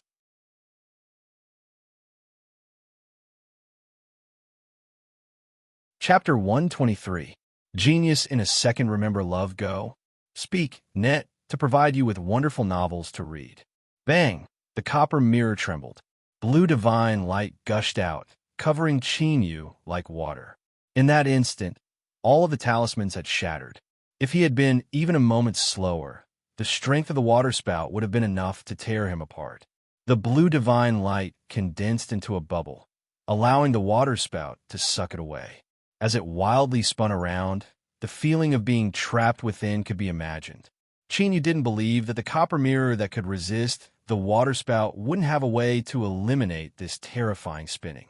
Perhaps the more likely possibility was that it still held hostility towards Chinyu. Although it couldn't attack him right now, it still hoped to borrow the power of the waterspout to make him suffer. Chinyu clenched his teeth. He made up his mind that he would subdue the copper mirror in the future and then let it know just how terrifying a man with a grudge was. As the black clouds tumbled, a bolt of thunder came crashing down. The entire waterspout sparkled with lightning. The blue divine light violently fluctuated. It was clear that the power of thunder had caused great damage to it. More and more marks appeared on the surface of the copper mirror. The blurry surface of the mirror became increasingly dim. It seemed that if it was struck by thunder again, it wouldn't be able to withstand it. Chinyu roared, "If you don't want me destroyed here, then stop spinning." The blue divine light paused for a moment. Then it began to spin in the opposite direction, counteracting the spinning strength of the waterspout. Chinyu took a deep breath and stood up. His complexion darkened as he looked around. Bang! From the black clouds, a bolt of lightning fell down. Chinyu fiercely attacked. He ruthlessly threw out a bamboo branch that flashed with lightning. Under the attraction of thunder and lightning, the lightning that rushed towards the waterspout changed directions and smashed into the bamboo branch. It was useful. Chinyu's spirits rose.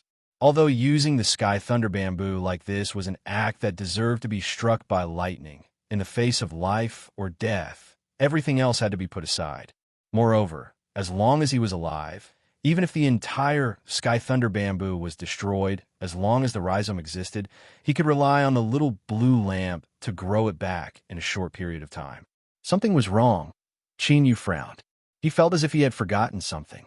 After being injured and losing blood, even the speed at which his brain worked seemed to slow down. Suddenly, Chinyu clapped his hands, cursing himself for being an idiot. What was there to be afraid of? The little blue lamp seemed to be very interested in thunder. Although the storm of thunder wasn't heavenly tribulation, it wasn't much weaker than heavenly tribulation. Shwa! The little blue lamp appeared. Perhaps it was an illusion, but the moment it appeared in this world, the black clouds above its head seemed to stop moving for a moment. Then, countless thunderbolts exploded at the same time. The lightning spread wantonly, surging with a terrifying aura that made people despair. Bang, bang, hundreds and thousands of lightning bolts descended, bombarding the waterspout. The copper mirror violently trembled. Chinyu could feel its anger and fear. If it could speak, the copper mirror would definitely be cursing out loud. "Bastard, what did you take out? It's fine if you want to die, but why did you drag me into it?" Such a dense barrage of lightning wasn't something that the copper mirror could withstand. In an instant, it would turn Chinyu into charcoal. However, his expression was still calm, and his eyes were surging with great confidence. This was because the little blue lamp had never disappointed him. The descending lightning struck the waterspout almost at the same time. The terrifying lightning spread out, and all the seawater was instantly evaporated. The waterspout had transformed into a lightning tornado. Chinyu's hair was charred, and his black robes were withered. The black sword moved imperceptibly for a moment before falling silent once more. As the copper mirror cursed in fear, the little blue lamp suddenly flashed with light. Its thumb-sized body instantly turned into a black hole, releasing a terrifying swallowing strength. The power of thunder that formed the waterspout was directly sucked out of shape. The thunder was like a raging river, instantly sucked away. At this moment, even the terrifying tsunami of the Netherworld Sea region seemed insignificant compared to the little blue lamp. The little blue lamp wasn't satisfied with just one lightning tornado. It broke free and shot into the skies, shooting into the tumbling black clouds above. No one knew what had happened, but after that, not a single bolt of lightning flashed. Then, the black clouds began to flee. It split into countless pieces in fear and rapidly vanished from sight, revealing the gray skies above the netherworld sea region. After the black clouds dispersed, the raging storm seemed to have lost its source of strength. The strong winds gradually weakened, and the wall of water fell lower and lower. Finally, it couldn't hold on any longer and crashed down. A blue divine light drilled out from beneath the seawater. Yu frowned, his complexion ugly to the extreme. At this time, there was the sound of breaking air. The copper mirror hurriedly scattered its light, allowing it to fly near. It was the little blue lamp. Compared to before, it hadn't changed at all. Yu revealed a happy expression.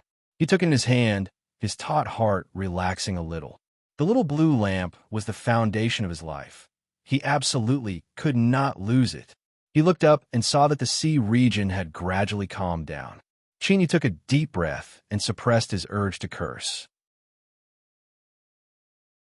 First, the demon monarch had chased him down, and he had desperately escaped the battlefield of two superpowerhouses. Then, just as he caught his breath, a storm arrived, and he nearly died in the sea. His luck was simply terrible. But what Yu didn't know was that his bad luck hadn't ended just yet. This was because deep in the sea, a giant head was staring at him with a single eye, a cold light flashing in its eyes. The Nine Nether Winding Path was originally one of the safest places in the Netherworld Sea region. But as luck would have it, this storm just happened to pass through that place. The tumor had an extremely keen sense for danger. It had escaped ahead of time and relied on its powerful body to move deep in the sea, avoiding the storm's attack. It was originally prepared to wait for the storm to pass before leaving, but it sensed the aura of that human cultivator. After hesitating again and again, it chased after the storm until it finally found his figure. Then, the tumor saw something that it had never imagined in its life. The storm of thunder was a terrifying strength that could annihilate a nascent soul, but it was actually cleanly swallowed up by a thumb-sized lantern. It didn't know what this lantern was, but its instincts told it that as long as it could obtain this lantern, it could change its destiny. An unstoppable desire overwhelmed its hesitation and fear. The tumor decided to attack. The seawater suddenly caved in, forming a straight and bottomless hole that led straight to the seabed. Yu's heart shrank. Without enough time to dodge, he was caught up in an invisible strength and pulled in. Above his head, the seawater rapidly closed up like a cage closing. It rapidly sank down at an unimaginable speed. Soon, the faint light in the sea vanished, and the surrounding pitch-black darkness disappeared. Yu was enraged. He struggled with all his strength, but he couldn't break free. He could only sink deeper and deeper into the darkness. After an unknown period of time, the imprisoning strength suddenly vanished and the channel leading to the seabed collapsed. What followed was the terrifying pressure contained in the endless seawater. Yu's eyes widened and blood rushed through his veins. His broken bones emitted loud cracking sounds, and his organs shrank. Puff, blood drilled out from his pores, instantly dyeing the seawater red. Blue divine light gushed out from the copper mirror, protecting Yu. But in the blink of an eye, it began to tremble as if it would collapse. In the distance, the tumor quietly floated in the seawater. Every rune on its surface swelled up, causing it to expand over 10 times over in order to resist the pressure from the seawater. Although it had attacked, its cautious nature caused it to choose the safest method, to borrow the sea to kill someone. In a severely wounded and weakened state, this human cultivator simply couldn't escape. All it needed to do was wait for him to die and reap its harvest. Bang! There was a muffled sound beneath the sea. Seawater exploded, and the human cultivator rapidly floated up beneath the protection of the blue light. The tumor's single eye flashed with ridicule. It simply didn't know what sort of deep sea it was in. All of this was futile. Beneath its head, several thin tentacles gently swayed. The tumor quietly squeezed through the seawater, following far behind. Bang, bang, seawater exploded, pushing the blue divine light towards the surface. But even after a moment, the surroundings were still pitch black, and the pressure of the seawater hadn't diminished much. The human cultivator was clearly impatient. The corner of the tumor's lips curled up. It was about time. And indeed, after persisting for a bit longer, the blue divine light rapidly dimmed. A flower of blood bloomed in the sea, dyeing the seawater red. The human cultivator floated in the sea like a piece of dead wood, motionless. The tumor thought for a moment and decided to wait a bit longer. The reason it was able to survive until now was largely due to its innate caution. But at this time, the faint smell of blood flowed along the seawater and reached its side. The tumor's single eye brightened, and it opened its mouth to suck in the blood. Then, because of excitement, its body began to violently shiver. There was actually such a wonderful flesh and blood in this world. The strength contained within caused it to instinctively desire and tremble. The state of its mortal body had always been a source of pain in the depths of the tumor's heart. Even though it had today's strength, it spent most of its time hiding deep in the seabed, not easily revealing itself. Even though it was ugly and fierce, it still dreamed of a male god in its heart. Now, the chance for its dream to come true had finally appeared. With such a formidable flesh and blood strength, if it swallowed and absorbed it, it would definitely be able to break through its shackles and transform into a true body. At that time, with its strength, transforming into human form would be as easy as turning its hand. The tumor's single eye shined with an unprecedented heat. It hesitated for 2 breaths of time and finally couldn't suppress the excitement in its heart. Its tentacles swung towards the human cultivator. Along the way, it opened its mouth and absorbed the blood that fused into the seawater. This formidable flesh and blood strength left it excited to the extreme. Mine, all of my flesh and blood is mine. It didn't want to wait for even a single breath of time, because this human cultivator was losing its own blood at every moment. Here he was. A wonderful meal was right in front of him. He was a young human man. Although he was thin to the point of being a bag of bones, one could still see his sharp edges. The tumor suddenly had a thought appear in its mind. Perhaps it could transform into this appearance in the future. Then, this thought completely occupied its mind. But before this, it needed to eat this human man first. Unfortunately, it didn't know his name, otherwise it could borrow his name. Name? Perhaps I should seriously think of a name for myself. A name? I also need to have my own name? The tumor was stirred up once more. It opened its mouth wide, as if its entire body was composed of some sort of colloid. It swallowed up a massive amount of seawater and Chinyu's body. The tumor wasn't worried that it would eat something it shouldn't eat. With its unique body, it could guarantee that it would absorb what it should absorb and discard what it should discard. The tumor didn't have any teeth in its mouth, but the esophagus that led to its abdomen was covered with sharp blades. As the flesh and blood wriggled, they crisscrossed with each other. Although they didn't touch, there was no doubt that they were sharp enough to grind apart anything that entered. As the seawater flowed into the esophagus, Chinyu's eyes flashed open. He raised his hand and used all the strength in his body to thrust out the 100 nether sword. Hashtag, hashtag, hashtag, hashtag, brothers and sisters. Please subscribe and support me. I'm deeply grateful.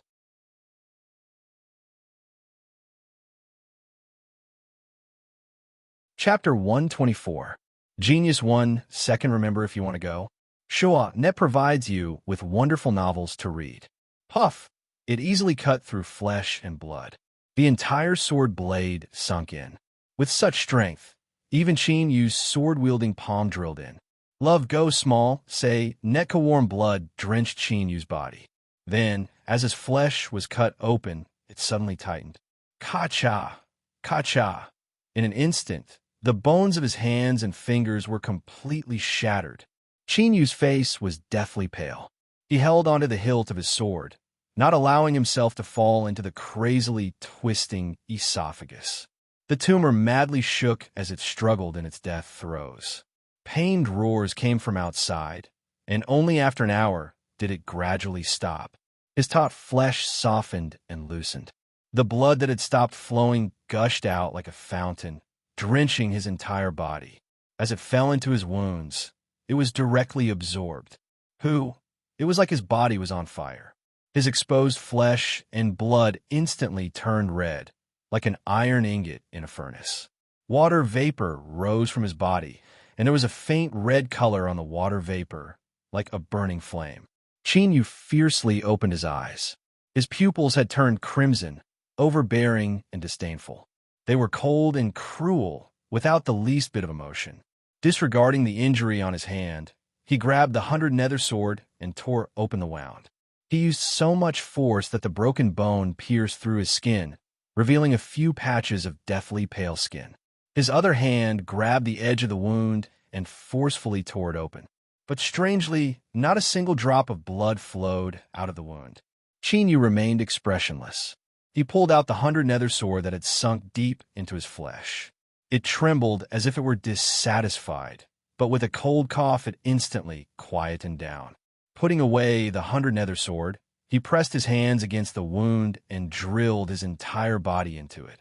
Letting out a comfortable sigh, the flesh on the wound wriggled and quickly healed. It was now impossible to tell that there was a cultivator hiding inside. In the depths of the sea, a huge sarcoma was suspended in the middle, and a few tentacles floated powerlessly in the sea. Some sea monsters had already discovered the powerful aura emanating from the corpse of their own kind, causing their eyes to turn red with desire. However, no matter how strong or weak they were, as long as they approached within 1,000 feet of the tumor, their bodies would stiffen, and they would turn around and flee in a frenzy. It was as if there was a heaven-overflowing majesty pervading the air, causing them to be terrified and not dare to offend it. 1 day, 2 days, 3 days, the sarcoma became more and more shriveled and shrunk several times, like a greedy parasite that was gorging itself. Half a month later, with a muffled sound, the thin layer of sarcoma-like skin was torn apart by a hand that stretched out from within. Chinyu drilled out, his eyes dazed for a long time before they regained focus.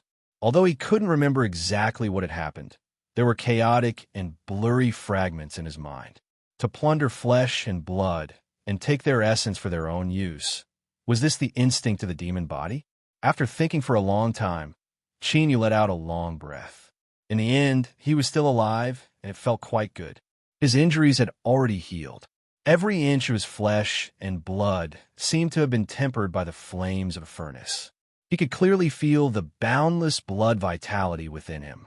Just the slightest movement of his bones could erupt with a strength that could crush everything. Furthermore, even though he was deep beneath the sea, he didn't feel any pressure at all. It was clear that a heaven-shaking, earth-toppling transformation had occurred to his body. Lowering his head, he looked at the shriveled skin of the tumor. Even his strength contained within it had been completely plundered. It wasn't hard to imagine why such a change had occurred. At this time, the magic power within his body seemed to be frozen, sealed within his Dantian sea without the slightest fluctuation. Chinyu faintly felt that this wasn't a bad thing. After sensing it for a moment, he temporarily suppressed this thought. With a thought, all the pores on his body closed, and his aura was sealed within so that it couldn't be sensed by the outside world. And this was only on the surface. There seemed to be even more mysteries within his body. It was difficult to sense for a while, but perhaps he would have to slowly experience them in the future. Potato. He had lost the furnace, and the demon monarch hadn't caught him yet. He didn't know whether or not he would vent his anger on him. Chinyu's heart tightened. He stepped forwards like a large fish, tearing through the seawater. Although he had lost all of his magic power by relying on his powerful mortal body, his speed was still astonishing. Along the way, the sea monsters he encountered would sense his aura from afar and flee in panic. At this time, in the eyes of the sea monsters, Qin Yu was an incomparably powerful being of the same species. This was because after the demon body swallowed up the tumor, it automatically possessed its aura. Everything went smoothly. Half a day later, Qin Yu found a cave at the seabed. The entire cave entrance had been smashed apart, and Potato was nowhere to be seen. Focusing his senses, he could sense that there were still traces of terrifying demonic energy that hadn't scattered yet. Only the demon monarch could have done this for half a month. Potato should have been taken away by him. Qin Yu revealed a worried expression. His eyes darkened for a long time before he forcefully suppressed these thoughts. Thinking too much about it was useless. What he needed to do now was to refine the 5-element spiritual objects and cultivate the 5-element sword diagram. At that time, he might be able to fight a nascent soul cultivator. Then, he could think of a way to inquire about Potato. Just as he was about to leave, Qin Yu stiffened. Although he immediately restored himself, he clearly couldn't hide it from those eyes in the dark. What keen senses! A light voice echoed out. A powerful divine sense swept out, overbearing and tyrannical, without the least bit of concealment. Instinctively, all of Qin Yu's pores shrank. He severed all connections with the outside world, becoming like a piece of dead wood or stone. The master of the divine sense cried out in surprise. As the seabed waters tumbled, a figure was revealed. It was an unimaginably massive turtle. Its eyes were the size of a grown man, and they cast a massive shadow over the sea.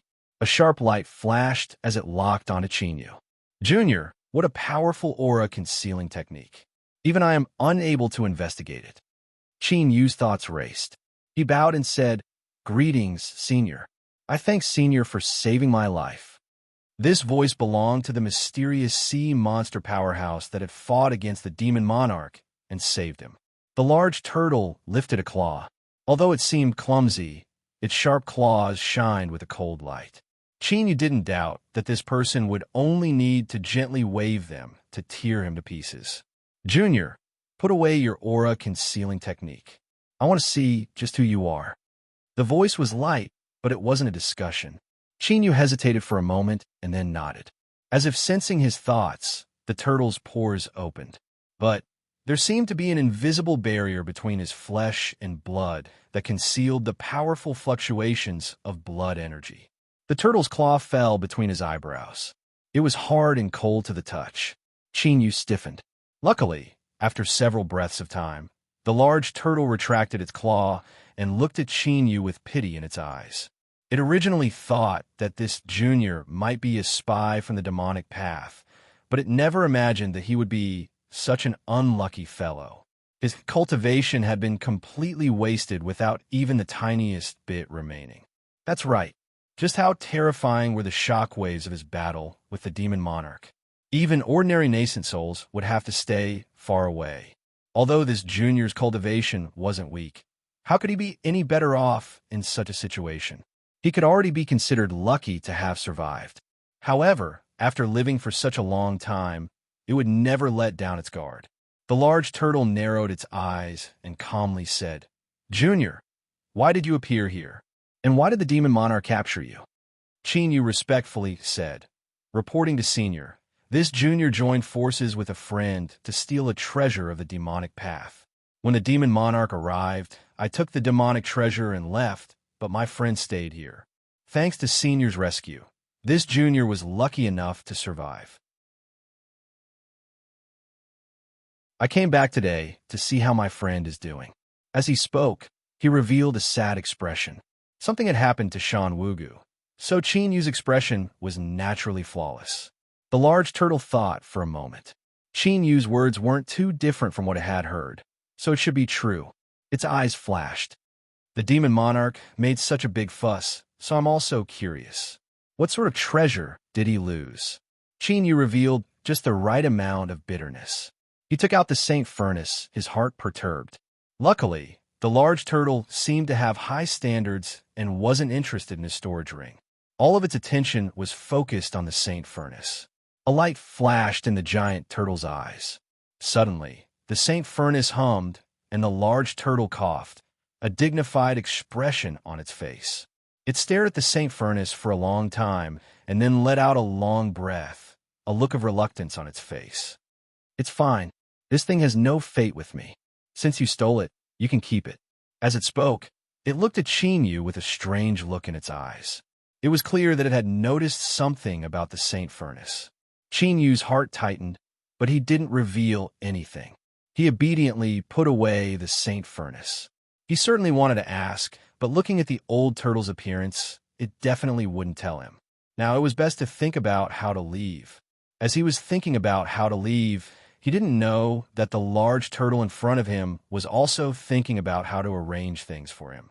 To be able to directly confront the demon monarch and even slightly gain the upper hand, even with the advantage of being in the sea region, one could imagine just how powerful the large turtle was.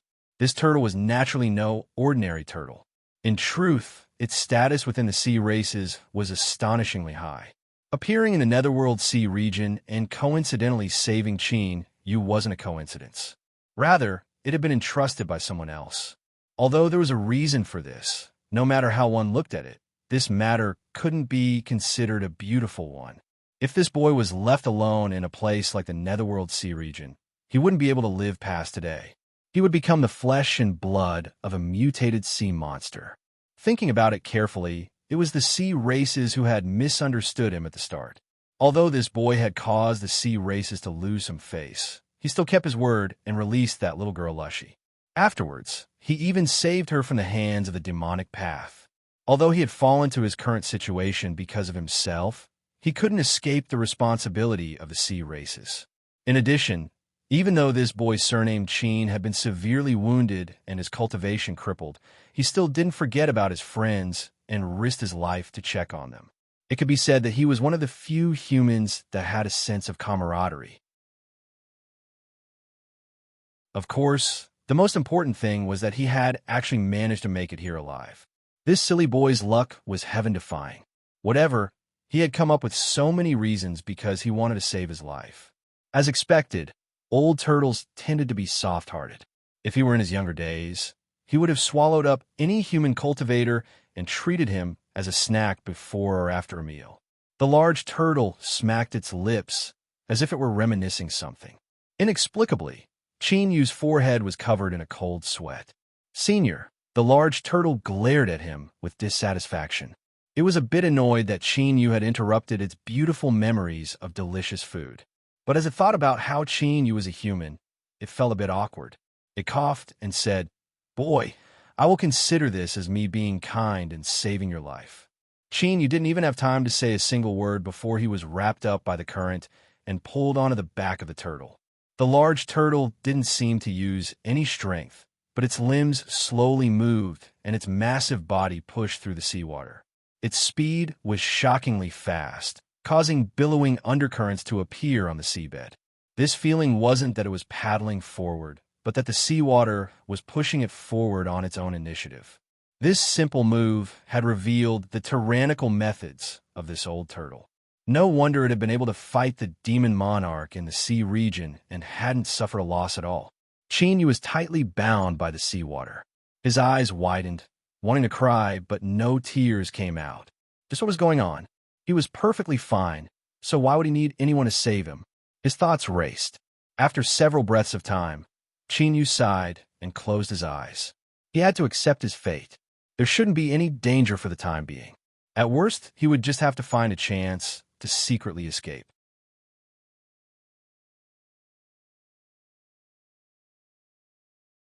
Chapter 125. Genius 1 Second Remember If You Want to Go. Showa.net provides you with wonderful novels to read. The giant turtle was astonishingly fast. Along the way, it didn't even encounter a single fish, let alone a mutated sea demon. In the sea region, this old turtle was definitely at the level of an ancestor. His aura spread out like the arrival of the sun, and no one dared to provoke him. After an unknown period of time, there was a sudden sound of water, and seawater slid down from his body. Chinyu opened his eyes and saw a vast fog in front of him. He knew that he had arrived at the edge of the Netherworld Sea region. But without the Netherworld ship, how could they leave? Soon, The large turtle allowed Qin Yu to understand what it meant to be incomparably powerful. It opened its mouth, took a deep breath, and exhaled forcefully. Rumble. In an instant, the weather changed, and the sound was deafening. The mist that covered the sky and made it difficult to tell which direction it was going was directly blown out, leaving a straight path. Along the passageway, the big turtle leisurely flew out, very satisfied. Behind him, deep in the Netherworld Sea region, a terrifying eyeball was staring at them. It hesitated again and again before finally choosing to leave. The great turtle suddenly accelerated, flying out of the range of the fog in the blink of an eye. It fiercely turned its head. "Brat, what did you do to actually draw that thing here?" Qin Yu was confused. "What does senior mean?" The great turtle sneered. "You brat, stop pretending to be stupid. Don't test my patience, or I'll throw you back." Qin Yu wryly smiled. Listening to Senior's words, it seems that Junior has provoked some fierce existence in the Netherworld Sea region. But do you think that with Junior's cultivation I can accomplish this? Big Turtle frowned slightly. That was true. If he really provoked that thing, even if this kid had 8 lives, it wouldn't be enough to kill him. Moreover, he was completely useless now, so he was even more worthless. Its expression became more and more unsightly. After a long time, it coldly snorted. Since they weren't targeting this brat, then they were targeting him? It had been a few years since they had met, but his appetite had grown. All right, this old tortoise will remember this matter. We'll slowly settle the score in the future. Qin Yu behaved himself and pretended that he didn't sense the evil aura emanating from the large turtle. But he was actually muttering to himself.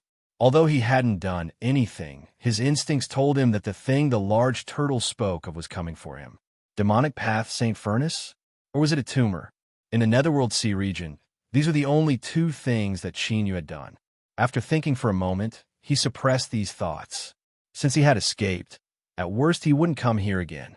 The large turtle had a sullen expression as it hurried along. Qin Yu certainly wouldn't go looking for trouble by talking too much, so he sped along. 10 days later, the turtle slowed down and dove into the depths of the sea. Qin Yu opened his eyes, a sharp light flashing within them. Soon, his eyes widened and his face was filled with shock. Resplendent radiance illuminated the dark sea region. It was some type of enormous coral that grew at the bottom of the sea like an ancient tree. It released a gentle radiance. At the center of the coral reefs was a city that only existed in legends, an undersea city.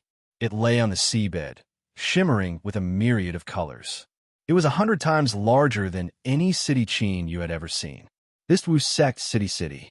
Chinsei, Cac, Baihihi of King, Si of Sunday. The style of the entire city was completely different. Most of the buildings were made of seabed sand, shells, and corals. They were not as square as the buildings of the human race. Instead, they had more of a casual, curvaceous beauty. A faint layer of light isolated the sea, but it didn't stop the sea folk from entering or leaving. Qin, you could clearly see several beautiful deep sea carps waving their tails as they dove into the capital city. Then, they continued swimming around happily. After arriving here, the large turtle was in a much better mood. It turned to look at Qin Yu's shocked expression and proudly said, "Brat, you humans aren't the only ones who can build cities. This is my sea race capital city, the eternal son of the sea." Before the old turtle's giant body approached the capital city, it had already alarmed the capital city guards. They came out to greet him. The sea monster in the lead had taken human form. His body was strong to the point of being a mess. 2 snow-white fangs jutted out from his mouth, indicating that he was a high-level sea mammoth. His thick armor accentuated his extraordinary might. But in front of the old turtle, he was as docile as a sheep. He respectfully bowed. "Mr. Turtle, you've returned."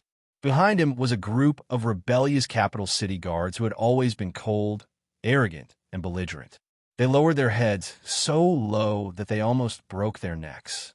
The old tortoise waved its claws casually. A beam of demonic light flashed, and a hunchback old man wearing a tortoise shell appeared in its place. His mustache combined with his thin body was a simple combination that vividly displayed the word wretched. Of course, no one dared to laugh. In fact, they didn't even dare to glance at him. All of the sea folk lowered their heads, their expressions as solemn and respectful as they could be. Chinyu endured it for a long time, but his lips still twitched.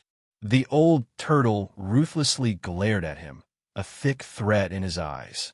Chinyu immediately understood why these sea folk were acting so well.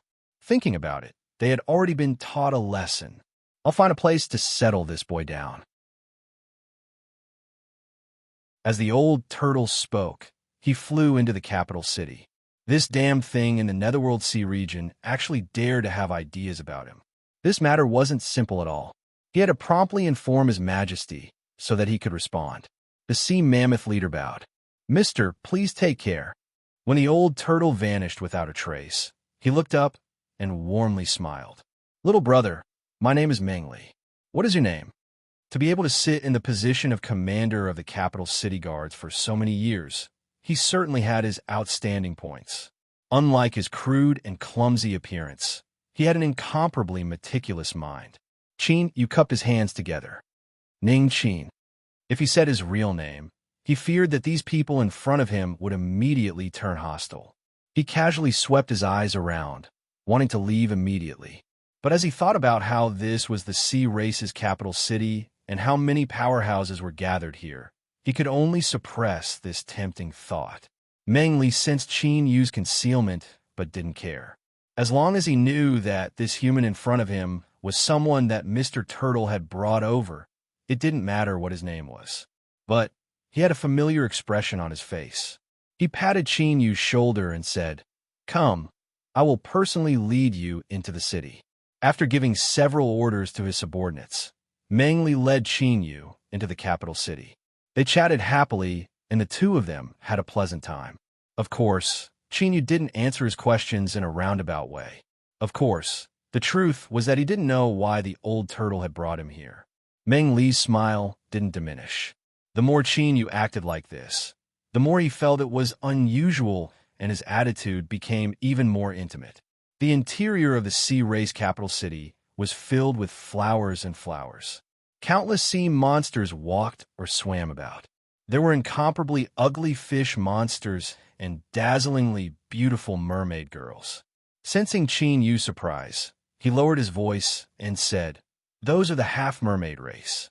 They are mostly women, and each one of them is incomparably beautiful. But what they excel at the most is how to please men." As he spoke, he gave Qin Yu a knowing look. "Brother Ning, if you need me, I can take you there at night. Trust me, this trip won't be in vain." Qin Yu revealed a bit of awkwardness, but also a bit of yearning. He hesitated for several breaths of time before shaking his head. "Forget it. This is my first time in the capital city, so it's best to be a bit more cautious." Since the sea mammoth leader wanted a curry favor with him, he didn't oppose it. He didn't know how long he would be staying in the sea race capital city, so there was no harm in maintaining a good relationship. The capital city was extremely large. There were laws that prohibited the royal family and those that weren't permitted to fly. If one walked or swam, they would waste far too much time on the road. Thus, short-distance transmission arrays had appeared. There were many of them, and they were distributed throughout the capital city. As long as one paid a small amount of spirit stones, one could freely use them. In this city at the bottom of the sea, there were many humans, and some were even living quite well. When they went out, they would be accompanied by sea race servants. Even so, they still didn't have the qualifications to use the transmission arrays in the capital city.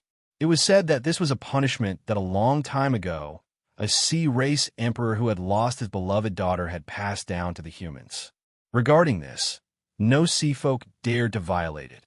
Even the capital city guard commander, Lord Meng Li, could only bitterly smile and shake his head. He apologetically turned and said, "Brother Ning, I'm really sorry. I'm afraid we can only choose a place nearby. But this area is at the edge of the capital city, and there aren't many good residences." The edge of the capital city was much better. Qin Yu had a sincere expression. Big brother is too polite. I'm already satisfied to have a place to live. Meng Li sighed. Then I'll have to trouble Brother Ning for now. Once Mr. Turtle returns, there will be proper arrangements.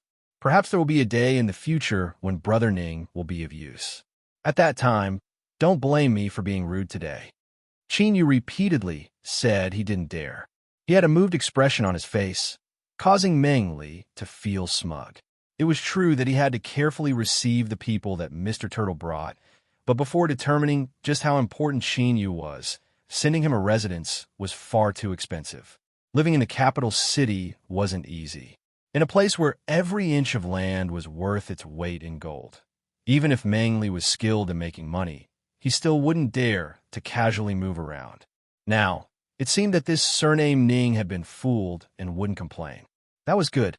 If he left a good impression today, then even if this surname Ning became rich in the future, there would still be room to salvage the situation. Meng Li silently praised his own wisdom.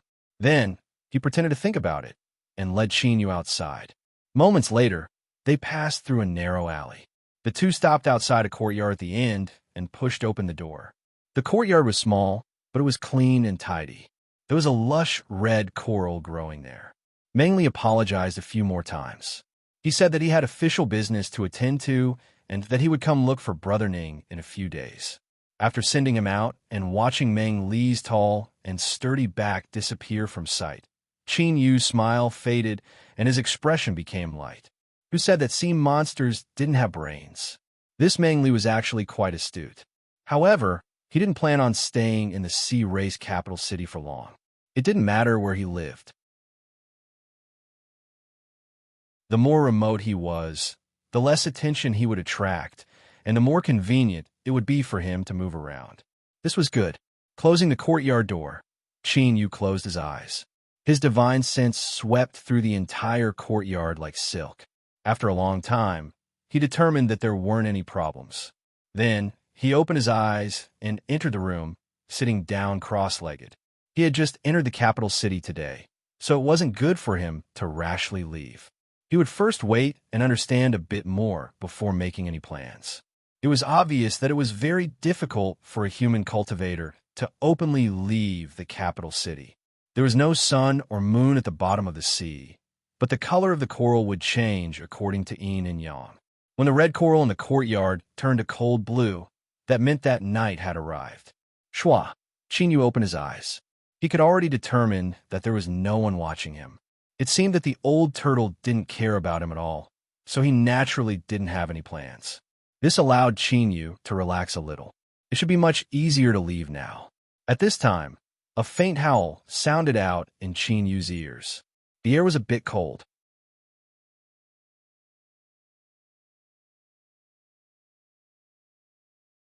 Chapter 126. Genius 1, second remember if you want to go. This is the web that provides you with wonderful novels to read. Before Qin Yu could respond, the 100 nether sword in his storage ring began to cry out, excited and urgent. He flicked his sleeves, and the 100 nether sword held out. Qin Yu's figure flickered as he followed behind it. In a corner of the courtyard, there was a well. The water was 4 or 5 meters above the ground, and the water was clear. Looking down, it was pitch black, and it was unknown where it led to. The 100 nether sword hung at the mouth of the well. It left its sheath on its own and pointed towards the well. Then there was a loud sword cry. In the next moment, a sharp light burst out from Qin Yu's eyes, shaking. From the well, faint traces of black energy rose up, fusing into the 100 nether sword. In the air, howling sounds became clear. A cold energy rose up. It was clear that the changes just now had been caused by the black energy in the well. After probing for a moment, a strange expression crossed Qin Yu's face. What was rising up from the well was actually the aura of specters. In the netherworld realm, Qin Yu had felt that the aura of specters in the well was even richer than it was now. No, it was much richer, at least 10 times or more. In the netherworld sea region, the 100 nether sword had been soaked in Qin Yu's blood, and after killing the tumor, it had already recognized Qin Yu as its master. He could clearly feel the joy of the 100 nether sword at this moment. The specter aura rising up from the well whether it was because the concentration was too high or because it had undergone some sort of mutation, was actually an excellent tonic for the 100 Nether Sword.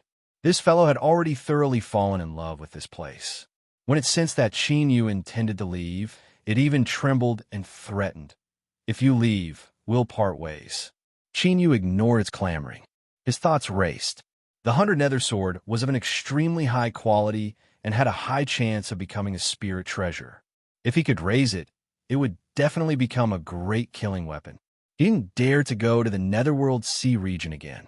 If he missed this well, it would be difficult to find another place with such a powerful specter aura. The large turtle had left him in a hurry. In addition to today's observations, it clearly didn't care. If this was the case, then it wasn't impossible to stay in the sea race capital city for a period of time. As this thought appeared, it immediately spread out. In the endless sea region, the sea race capital city was absolutely the safest place. If he was a bit more careful, then refining the 5-element spiritual objects here wasn't a bad choice either. The next day, as the deep blue coral in the courtyard turned a fiery red once more, the aura of specter in the well dissipated.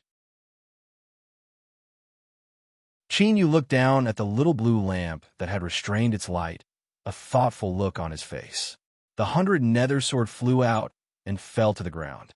Qin Yu inspected it and found that it was full. His lips twitched, and he placed it back into his storage ring. He pushed open the courtyard doors and tried to leave. No one jumped out to stop him. Besides the cold arrogance and disdain in their eyes, everything was perfect. When he could see the capital city gates in the distance, he turned around and returned the way he came. When the coral turned a deep blue once more, the 100 Nether Sword woke up on time. It rushed towards the well, its spirit 100 times stronger than before. With the cry of the sword, the aura of a departed soul gushed out once more. For the next 3 days, Qin Yu gradually expanded his range of activity. The closest he came to the city gates, he even stood there with Meng Li and warmly exchanged greetings. He vaguely mentioned whether or not he could temporarily leave the capital city. Seeing the awkward expression on his face, Qin Yu changed the topic. After bidding his farewells, Qin Yu returned to his courtyard, his complexion uncertain. The 100 Nether Sword seemed to have sensed something today. It forced itself to stay awake and stared at Qin Yu, as if saying that if he dared to leave, it would immediately throw a tantrum. Qin Yu glanced at it and laughed. "Hurry up and go back to digest. If you insist on staying here, aren't you afraid of bursting yourself to death?" The 100 Nether Sword was overjoyed. It rubbed its paws against Qin Yu and then vanished, running back to the well. This was its own request, so Qin Yu was disinclined to bother with it and let it do as it pleased. Qin Yu let out a light breath and shook his head. He didn't know whether his decision to stay was right or wrong, but since he had already made his choice, there was no need to hesitate. He could begin. Although he had only dabbled in the basics of array formations, Gu Shengping was a good person. As long as Qin Yu followed the bits and pieces he had left behind, he would be able to complete the arrangement. A moment later, a simple array formation was completed.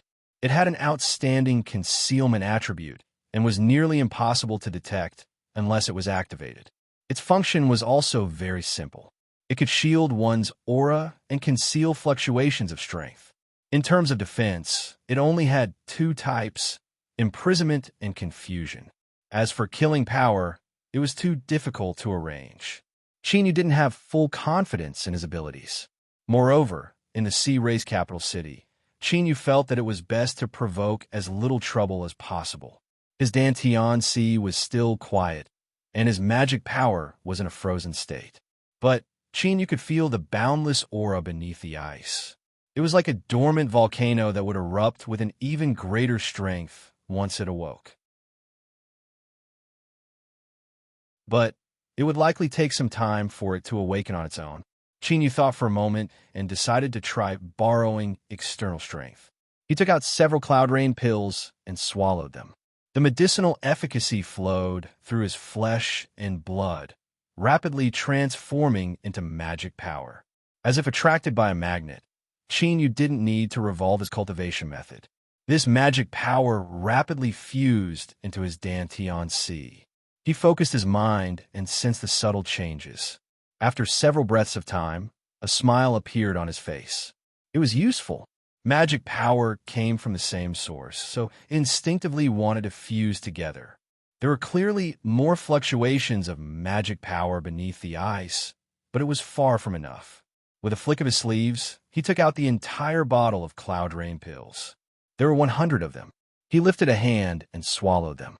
He closed his eyes and refined them. Magic power constantly poured into his dantian sea.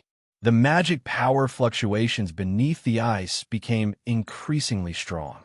1 day, 2 days, 3 days in this quiet environment, time quietly passed. This small courtyard seemed to have been forgotten. Chinyu sat cross-legged in his room, sweat pouring down his forehead. His black robes were wet and stuck to his body. Within his dantian sea, the invisible ice violently trembled, already on the verge of collapse. Chinyu swallowed down 10 Cloud Rain pills. Billowing magic power rushed into them, and with a light cracking sound, the magic power ice shattered. Bang! His black robes fluttered in the air. Strong winds rose up, and a powerful aura broke out from his body. Golden Core, 1st level. Golden Core, 2nd level. Golden Core, 3rd level. Golden Core, 7th level. But at this time, Chinyu's rising aura hadn't ended. Golden Core, 8th level. Golden Core, 9th level. Peak 9th level. Shwa. Chinyu's eyes flashed with a sharp light. He carefully sensed the changes within his body and smiled. In the Netherworld Sea region, after the demon body swallowed the tumor essence, Chinyu's cultivation had risen by leaps and bounds. During this period of time, the ice had been absorbing and transforming it. The 9th level of Golden Core could also be called the peak of Golden Core.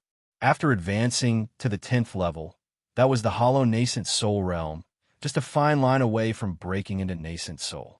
If Chinyu continued to cultivate here, then with the support of pills, he would have a chance to attack nascent soul within a year. If he succeeded, he would become the highest peak existence in this world. Just how strong was this temptation?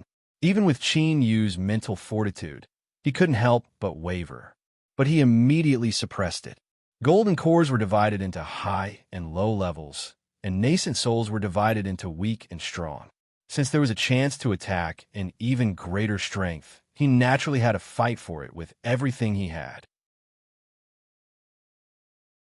Moreover, he had already made nearly all the preparations. All he needed to do was carry out. Closing his eyes, Chinyu silently controlled the magic power rising within him. At the same time, he carefully considered the steps to refine the 5-element spiritual objects. 2 hours later, after determining that all the details were correct and he had thoroughly grasped them, Chinyu opened his eyes. With a flick of his sleeve, he took out the fleeting flame furnace and lifted a hand. The furnace opened and a mass of black light flew out. Boundless water attribute fluctuations indicated that this was a water attribute spiritual object.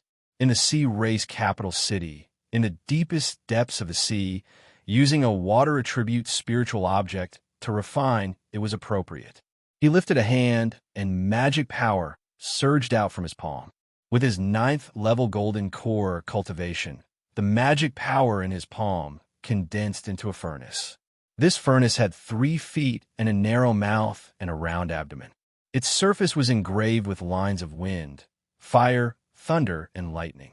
Although it was only condensed from magic power, it naturally emitted an ancient and boundless aura. The fleeting flame furnace hummed, as if in awe and submission. Chinyu's thoughts stirred. Perhaps such a furnace really did exist in this world, and what he was borrowing now was a projection of its strength. As this thought raced, he immediately suppressed it. Right now, the most important thing was to refine the 5-element spiritual objects. He couldn't afford to be distracted at all.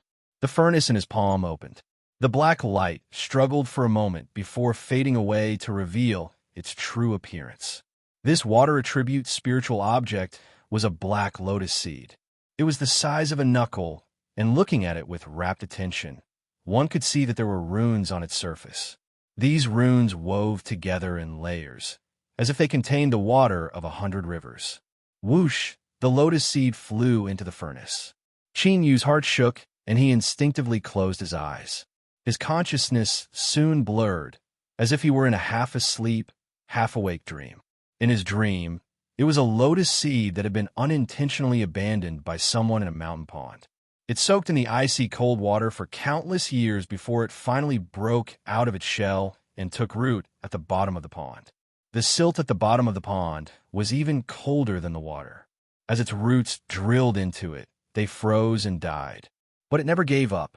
It struggled between life and death, stubbornly living on. After another period of time, the roots adapted to the cold silt and finally began to absorb nutrients. Countless years passed. A black lotus broke through the surface of the water. The lotus throne bloomed with black light. Then, one day, the lotus throne exploded on its own. Only a single lotus seed flew out, its entire body shrouded in black ripples. In his room, Qin Yu opened his eyes. There was a dazed look in his eyes. For a time, he found it hard to tell whether he was Qin Yu or a lotus seed from countless years ago. Atop his palm, the three-legged furnace began to tremble. It scattered in a magic power that rushed into Qin Yu's body. In the next moment, a black lotus seed appeared in his Dantian Sea. It rapidly condensed from nothingness and floated above the great Tao base, resonating with his golden core. The black watery light contracted, synchronizing with Qin Yu's breathing. The magic power within Qin Yu's body cheered, becoming much more lively and natural. His mind was shaken and he was completely awake. His thoughts raced, and he understood that the dream he experienced was in truth the process of the lotus seed's birth, because it had been refined and fused into his soul. From then on, he possessed the lotus seed's memories, and the lotus seed became a part of his body. Feeling the magic power flowing through his body more smoothly, Qin Yu smiled. Moreover, this was clearly not the only function of a water attribute spiritual object. At the very least, if he was injured in the future, with the support of the lotus seed, his recovery speed would greatly increase. The first 5-element spiritual object, he had finished refining it. Calculating the time, Qin Yu's eyebrows arched up. He never thought that nearly half a month would pass in that true dream. The magic power within his body hadn't been consumed, but there was a bit of tiredness in his soul that couldn't be dispelled. It was clear that this was the result of refining the lotus seed and fusing with its memories. This tiredness left Qin Yu feeling a bit restless. But as he thought about it, he couldn't find a reason. He could only temporarily suppress it and close his eyes to restore his mind.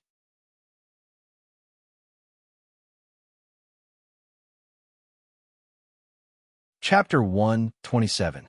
Genius 1 Second Remember If You Want to Go. Net provides you with wonderful novels to read. Within the capital city's guard division, there was a small and unremarkable office. From the outside, it looked like a dilapidated courtyard, but upon entering, one would sigh at the Lord Commander's diligence and frugality. It was precisely because of this that Commander Meng Li had a good reputation in the capital city. However, if someone were to enter this storeroom where confidential documents were stored, they would discover that this extremely simple and crude small courtyard could also contain a completely different world. The furniture was made from purple coral, and the workmanship was exquisite. The materials used were of the highest quality, and the floor was covered with a carpet woven from a soft hair of seahorse. A small piece of carpet was enough for a normal sea race family to live in for a month. At this moment, Commander Meng Li, who was known for his honesty and thriftiness, was leaning against a purple coral wide-back armchair. He held a string of beads in his hand and gently stroked it. The beads were glossy, and the entire body was maroon red. Although he couldn't see the specific label, it was undoubtedly a product of a master. In front of him was a wide purple coral table. It was a product that had been cut out with a single knife. The surface of the table was flat without any marks. To be able to fit such a large cross-section, the coral had to be at least a few thousand years old. He frowned slightly thinking about what he had done recently. If there was anything lacking, he could fix it in time. The concubine of the third young master of Duke Zhang's residence was pregnant. The niece of Duke Xia's residence was getting married. The imperial guard captain of the palace had recently taken in a mermaid as his concubine. All the necessary etiquette had been shown. That was good. Commander Meng Li took a sip from the teapot and sighed. It wasn't easy to survive in the capital city these days. As a commander of the capital city's guard division, it was even more difficult. Although he had accumulated some wealth over the years, his expenses were also great. Interacting with people every month and year was a huge expense.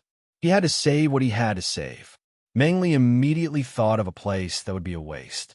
A month ago, Mr. Turtle had brought a human cultivator over from who knows where. He couldn't figure out how strong he was, so he could only carefully entertain him. It had been a long time, but Mr. Gui had not asked anything. He must have forgotten. After all, Mr. Gui's memory was quite famous in the entire royal capital. Unless someone took the initiative to mention it, that human boy would probably not be remembered for another 100 years. Thinking about how he had made a useless investment, Meng Li sighed inwardly.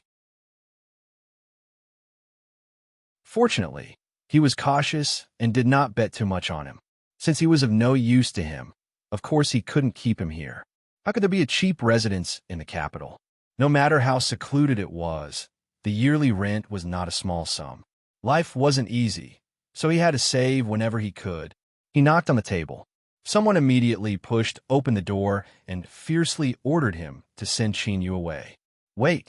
Before leaving, Meng Li thought for a moment. Be tactful. Don't let him bear a grudge, understand? The subordinate had a flattering smile on his face. Don't worry, Commander. On top of the high cliff, the huge willow tree faced the black clouds and the raging wind. Suddenly, a bolt of lightning struck down and struck the willow tree crown. The entire willow tree instantly turned into a blazing fireball, dyeing the entire sky red. After an unknown period of time, the flames gradually subsided. The willow tree's branches and leaves were all burnt, leaving only a pitch-black trunk. The rainy season had arrived. The pitch-black willow tree that was bathed in the drizzle actually had a touch of green. It had not really died, and a new branch had grown from the fire. This was the memories that Qin Yu had fused with when he refined the second five-element spiritual object, the wood attribute willow branch. At this time, within his Dantian Sea, there was another verdant willow branch around the black lotus seed. The deep green divine light contained a vibrant vitality. If it could be said that Qin Yu's recovery speed had increased after refining the lotus seed, then now it had jumped to a whole new level. With the superimposed water and wood attributes to promote his injuries, as well as the demon body's powerful regenerative abilities, perhaps Qin Yu could be given a nickname. For instance, Strong Qin. But now, Comrade Strong Qin wasn't happy at all. His feelings were correct. The weariness that came from his soul wasn't as simple as being tired. The reason spiritual objects were precious was because they had a spirit born within the heavens and earth. And the explanation of a spirit could be summed up in the simplest words. They had their own independent consciousness. With consciousness came memories. These memories fused into Qin Yu's soul as he refined them, becoming a part of him. The birth of a spiritual object often required an extremely long period of time. This also meant that the memories of a spiritual object were a massive stream of information. Qin Yu's soul was formidable, far surpassing that of cultivators of the same level.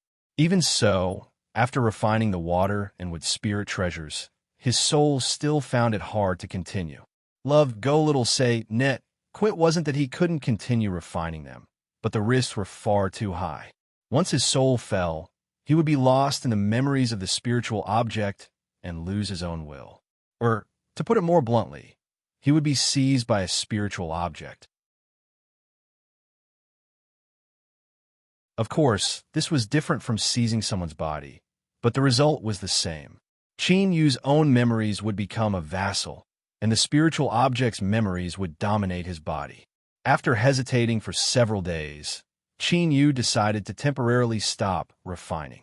The scene of his strength rising after refining the 5 elemental spiritual objects seemed to suddenly disappear, leaving him depressed. But soon, he took a deep breath and composed himself. Since things had already happened, he just had to think of a way to resolve it. Any unnecessary worries or unwillingness would only waste his mind and time. It was meaningless. If his soul wasn't able to hold more spiritual object memories, then it could be solved by increasing the intensity of his soul. But this was easier said than done. The soul was the most important part of a cultivator, and this was especially true for nascent soul and above cultivators. Chinyu didn't know how many pills he had eaten. Today, his soul was only strong enough to hold 2 spiritual object memories. If he simply swallowed pills to cultivate, it was unknown just how many years it would take to accomplish this goal. The soul mushroom was a soul accelerator that also served as a cheat. But it was clearly different from ordinary spirit plants.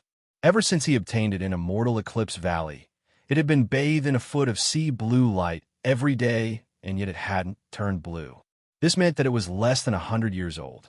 It was clear that the little blue lamp's ability to accelerate this rare treasure was greatly reduced. But taking a step back, unless he was in a life or death situation, even if the soul mushroom was 100 years old, Chinyu still wouldn't swallow it.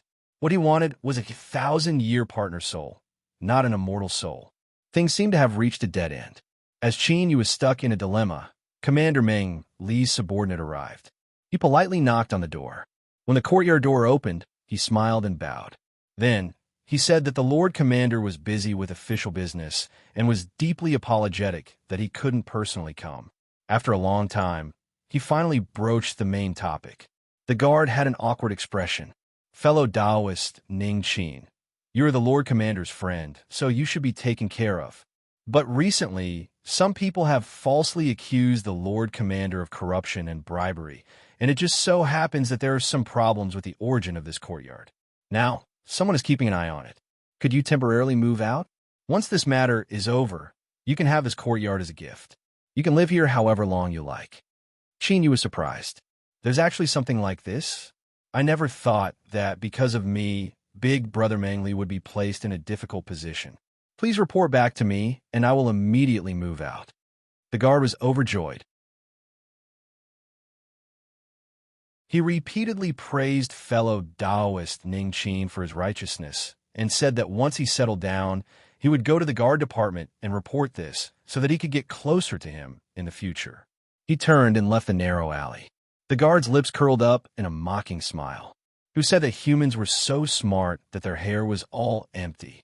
In the end, they were still being played around with in the palm of his hand. Even after being driven out, they still felt grateful. At the courtyard entrance, Chinyu watched as the guard left. His complexion returned to normal. He was the dignified commander of the guard department of the sea race capital city. If he were to be impeached and framed because of a small courtyard on the edge of the capital city, then he might as well buy a block of tofu and commit suicide. To be able to drive someone away in such a tactful manner. This Commander Meng, Li was truly a wonderful person. However, this also sent an important message to Chinyu. The old turtle had indeed forgotten about his existence. The tightness in the depths of his heart had finally relaxed. He had to hurry and leave. Even if the old turtle remembered him in the future, it wouldn't be easy to find him in the massive capital city. The 100 Nether Sword had to stay behind. This was a land of good feng shui. It wished that it could stay here for the rest of its life. If he asked it to leave, it would definitely turn hostile. After a short discussion, the 100 Nether Sword simply dove into the well. As long as it was a bit more careful, it wouldn't be discovered. There wasn't much to tidy up. After spending some time, Chinyu retrieved the array formation he laid down and carefully erased all traces he left behind. Then, he pushed open the door and left. A sea folk just happened to pass by. As he saw Chinyu leave, he was startled. He smiled and greeted Big Brother Ning. During the several days when he had been obstructed in refining the 5-element spiritual objects and hesitating, Chinyu had wandered around to relax his mind. He had also inquired about the well. After all, it was impossible for such a rich spectral aura to appear for no reason. at the edge of the capital city, and also in a remote and narrow alley. Those that lived here were mostly the lowest rung of the sea folk. Perhaps it was because they had suffered too much bullying, or perhaps it was because they had suffered too much disdain, causing their minds to distort. When these lowly sea folk faced Chinyu, they finally found a feeling of looking down on him. Chinyu didn't even bother responding to his questions. He simply snorted and pointed his nose into the sky. If it weren't for the fact that he lived in the entire courtyard by himself, he would have long since drowned in insults like despicable and ugly human. The youth in front of him was Chinyu's neighbor. He lived in the courtyard next door. Of course, it was more accurate to say that he was one of his neighbors. His name was Leon. This sort of name was the symbol of a lowly sea folk. They didn't have their own surname. Leon was a sunny young sea monster. He lived here with his mother and little brother, and he was the only one willing to speak with Chinyu. Moreover, they got along quite well. As for the spectral aura in the well, Leon had given an answer. Its source was the Sea Mausoleum. This was a place where only the royal family of the sea races and those that had made great contributions to their race had the qualifications to be buried. It represented the highest honor after death. At the start, the Sea Mausoleum was completely normal. But as time passed, more and more powerful spectral souls appeared in the Sea Mausoleum, gradually forming a kingdom of spectral souls. As the endless years passed, the spells around the Sea Mausoleum began to erode and spectral aura began to leak out. At the start, this matter had thrown the capital city into chaos. At least 100,000 sea folk had been affected by this spectral aura and died in the chaos. The current ruler of the sea races sacrificed 1,000 years of his life and also used the flesh and blood of 100,000 sea folk as the price to reinforce the spells around the Sea Mausoleum. The spectral aura was sealed, but it wasn't completely sealed. If one approached a certain range of the Sea Mausoleum, there was a chance that the spectral aura would leak out. Over time, the high-level sea folk in the area surrounding the Sea Mausoleum began to move away. This even affected the direction of the capital city's expansion, and it became the edge of the capital city that it was today. This was where Chinyu lived today. Chinyu smiled. Leon's work is finished. Leon nodded. His smiling face revealed a weariness that he couldn't hide. But he still lived a happy life every day. His smile was friendly, and he nodded. Teacher spent over a month and finally saved that precious sea heart orchid. He had us leave work early. He lifted the paper bag in his hand. I bought some snacks. Does Big Brother Ning want to eat some? Chinyu had a thoughtful look. No need. You can eat. Seeing his thoughtful appearance, Leon thought that Chinyu was thinking about how unfriendly the sea folk had been towards him. He awkwardly smiled, his face blushing red. Then, I'll head home first, Big Brother Ning. Wait.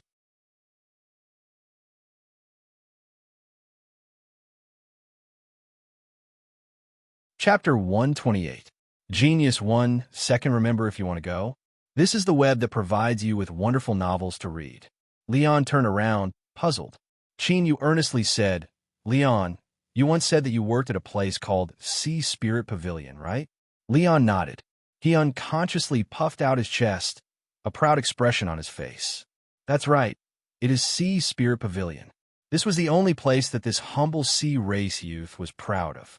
But as he thought about how Chinyu was a human and hadn't been in the capital city for long, he probably didn't know of Sea Spirit Pavilion's reputation. Luckily, Chinyu had asked him about Sea Spirit Pavilion at the right time. The youth had an urge to tell him just how fierce he was. Sea Spirit Pavilion is tyrannical in strength and is the largest sea spirit shop in the entire sea region. It specializes in cultivating, collecting, selling, treating, recovering, and exchanging all in one comprehensive sea spirit shop chain. After I obtained the qualifications to become a primary sea spirit teacher, I worked hard for 3 years before barely managing to become an assistant sea spirit teacher at Sea Spirit Pavilion. With Sea Spirit Pavilion's fame and status, as long as I work there for 5 years, I can simply change places and become a sea spirit teacher with my own workshop. All sorts of things related to sea spirit teachers, as well as their experiences at work. The youth clearly didn't have many opportunities to show off, so he simply couldn't stop talking. Qin Yu listened attentively, constantly summarizing and summarizing. He had a comprehensive understanding of sea spirit teachers.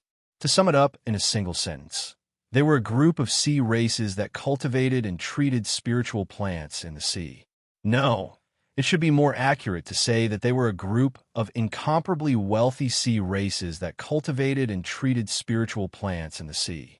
Sea spirit teachers had extremely high fees, especially when treating high-level sea spirits, spiritual objects in the sea. Their income was astonishing, and what was most shocking was that even if they collected a fee, there was no guarantee that they would be cured.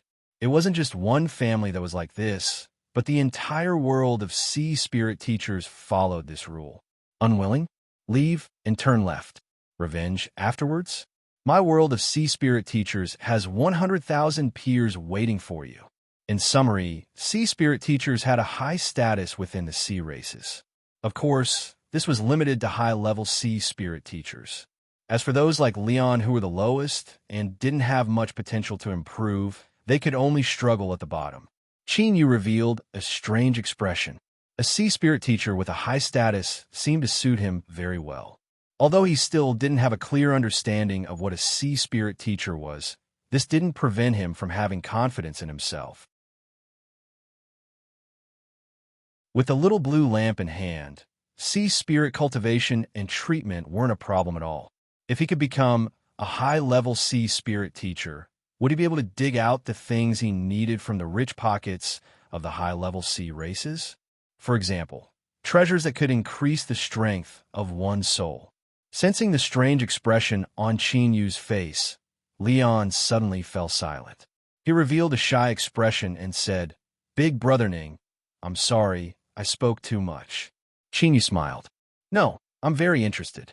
Also, Leon, I'm moving out of here." Leon's eyes widened. "Where are you going? Will we ever meet again?" Qin Yu mysteriously smiled. "Of course, it might not be too long from now." Leaving behind a bewildered sea race youth, he turned and floated away. A moment later, Qin Yu found a secluded corner and put on a black robe. After restraining his aura, he mixed into the flow of people in the capital city. As the saying goes, when the forest is big, there are all kinds of birds. In fact, this saying was very suitable for any intelligent species. As the political, economic, and cultural center of the sea races, the capital city gathered people from all over the world. There were all sorts of eccentricities here. What was a black robe? Just a few days ago, there was even someone walking through the streets with a giant coral on their head. What hadn't the people of the capital city seen before? Black robes, I'll find 10 of them for you in minutes. As long as one didn't lift the robe and completely restrain their aura, no one would know that a human was hiding underneath. Sea Spirit Pavilion's capital city branch division was indeed only a branch division. No one knew why Sea Spirit Pavilion, which had a chain operation that spanned the entire sea region and was said to have an unfathomably deep background, would set up their headquarters in the bitter cold land of Sega City. This was an enigma.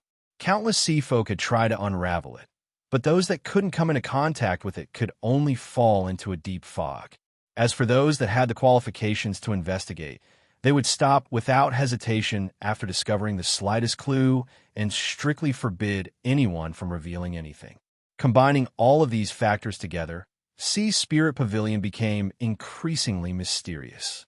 Although it was only a branch division, the 9-layer building that stood in the capital city's Double Sun Street occupied the best location. In terms of aura, it wasn't weaker than anyone else. According to the chief manager, even if their headquarters wasn't here, they couldn't lose face in front of the people of the capital city. It was said that when they applied to build this 9-layer building that overlooked the walls of the royal palace, the chief manager had said this in the report. It was clear that this report had been approved. Otherwise, how could the Sea Spirit Pavilion Capital City Branch Division be so grand and imposing? Standing in front of the 9-layer building, Qin Yu looked up at the 3 words Sea Spirit Pavilion written on the wall. A domineering and arrogant aura washed over him. Beneath the black robes, Qin Yu smiled. It was good to be domineering. He was a fake sea folk, so he had to find someone with a deep background. Only then would he be able to shake the scene. As for why the sea folk used the human language, that was a question that was debated. Of course, in the eyes of the sea folk, it was the shameless and despicable humans who had stolen the noble language of the sea races. This were a question left behind by history, couldn't be ignored. Chinyu followed the stream of people into Sea Spirit Pavilion. The truth was that walking was a profound study. A person's status could be judged based on their actions and conduct. In a business place, this could be used to directly indicate whether or not they had enough money in their pockets. At this time, mixed in with the crowd, the common-looking black-robed figure seemed like a crane among chickens. His footsteps weren't fast or slow, and his shoulders rose and fell as he walked. This wasn't a sloppy gait, but a free and unfettered feeling. In the business and service industries, what tempered a person's eyesight the most was, after several years, as long as one wasn't an idiot, they would be able to develop some keen eyes. At the entrance of Sea Spirit Pavilion, the eyes of several neatly dressed consultants brightened. They maintained their elegant demeanor and smiles as they stepped forwards. A thin seafolk youth relied on his long legs to arrive in front of Chinyu. He smiled and said, "Welcome, guest, to Sea Spirit Pavilion. How may I help you?" He swept his eyes around, a bit of smug satisfaction in his eyes. Being taller really was willful. The other consultants sighed inwardly, but didn't reveal anything on their faces. They turned around, and each chose a guest to receive. There wasn't the slightest bit of disrespect. It could be seen just how strict the management of Sea Spirit Pavilion was. Chinyu's expression was light. "I have a sea spirit that has been dispirited recently. I have come to seek help." The consultant's eyes brightened. This sort of indifferent tone naturally revealed a sense of alienation. But his voice was gentle and his tone polite, not seeming rude at all. This was the attitude of a true noble. He really was a great customer. His smile became increasingly cordial. He reached out a hand and gestured. "Guest, please come in. We have the best sea spirit teacher grandmasters. They will do their best to help you solve your problems." Sea Spirit Pavilion had 9 levels. The first level was the main hall. It was responsible for registration, screening, and calculating the approximate difficulty of guest questions, as well as the standard fee. Chinyu sat down on a purple coral chair. He straightened his back and placed a jade box on the table. The consultant stood behind him, a look of amazement in his eyes. This jade box was absolutely a product of the human race. The quality and style were all top grade. It was absolutely priceless. The rarer something was, the more precious it was. Although he looked down on humans, saying that they were despicable, weak, and so forth, amongst the sea races, human goods were absolutely top quality goods. Only nobles and the truly wealthy could afford to use them. The consultant inwardly praised his own eyesight. Across the table, the sea race woman with a particularly large chest smiled even brighter. She tossed a coquettish glance at Chinyu, but after receiving no response, she restrained herself and began to work earnestly. She carefully opened the jade box and was immediately startled. From the color and smell, she could judge that this was the highest quality cultivation fluid at the bottom of the sea. Just the shallow layer of this jade box was worth a considerable amount. But what was suspended inside was actually ordinary red coral. Although this sort of coral wasn't commonly seen, its value was extremely limited. She had no idea why this guest with such an extraordinary status would value it so highly. As if sensing her doubts, Chinyu lightly said, "This coral was left behind by an elder before he died. As long as it can be cured, you can name the price." His voice was low and deep, as if the air was filled with sorrow. The sea race woman revealed a look of sympathy. The consultant's eyes brightened, and he winked at Chinyu again and again. It was rare to see such a fat sheep. "Guest, please rest assured that Sea Spirit Pavilion will not disappoint you." The sea race woman comforted him. She lowered her head and carefully examined the red sand lake. There were some spots on the surface. They should have been infested by insects. The color was dark, and it might be because the absorption wasn't good, but overall, there weren't any major problems.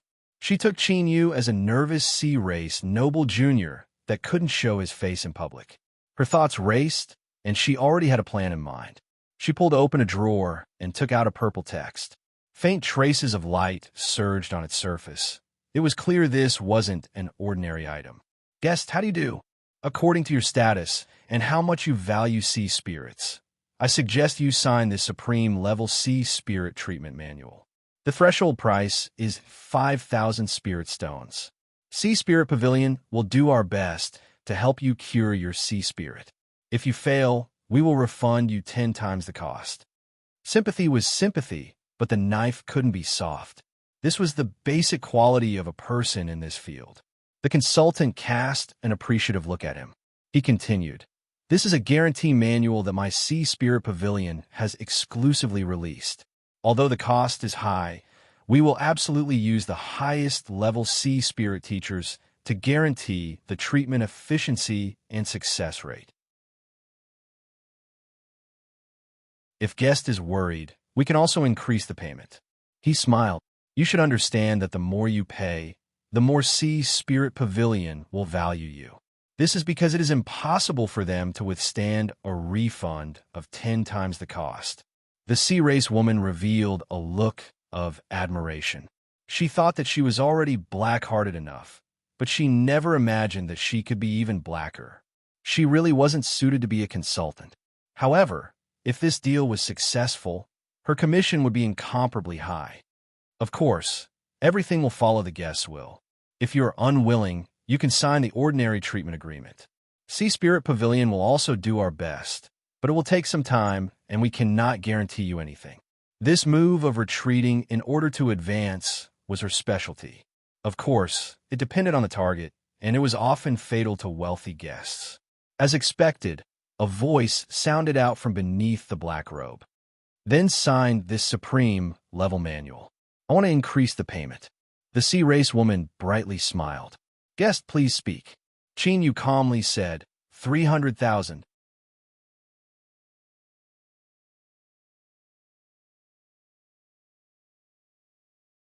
Chapter 129. Genius 1, second remember if you want to go. Sure, Net provides you with wonderful novels to read. The sea race woman's eyes widened. In the next moment, she sucked in a deep breath, and her towering chest became even more shocking. She squeezed out a smile and said, "Customer, are you sure it's 300,000? Qin Yu placed the storage bag on the table. "It's inside." Love, go small, say, Netku. Beads of sweat appeared on the consultant's forehead as he hurriedly said, "Dear customer, please wait a moment. Your payment is too high. We need to ask for instructions." "Sure." The advisor heaved a sigh of relief and winked at the woman. The sea race woman immediately got to work. She took out a glass-like item from the table and covered the jade box and the red coral. A faint halo flashed, and she picked up the glass cover. "All right, there will be a reply soon." On the 9th floor of Sea Spirit Pavilion, in a quiet chamber, several experienced sea spirit teachers were sitting down, processing information from below. Most of the items on the counter on the first floor that couldn't be identified were handed over to them for appraisal so that they could determine the method of agreement and the charging standard. The water curtain on the table flashed, and another message was transmitted over. The purple symbol caused the sea spirit teacher on duty to become cautious. After carefully looking over it, he frowned. The water screen was extremely clear, allowing one to see every corner of the red coral. There was nothing wrong with it, and after careful consideration, Zhang Xian still couldn't find anything wrong with it. He couldn't help but mock Zhang Xian inwardly for signing the Supreme Book for such an ordinary red coral. Although this kind of thing wasn't common, in the past few months since it had been launched, it had indeed done quite a number of things in the capital, and the profits were quite substantial.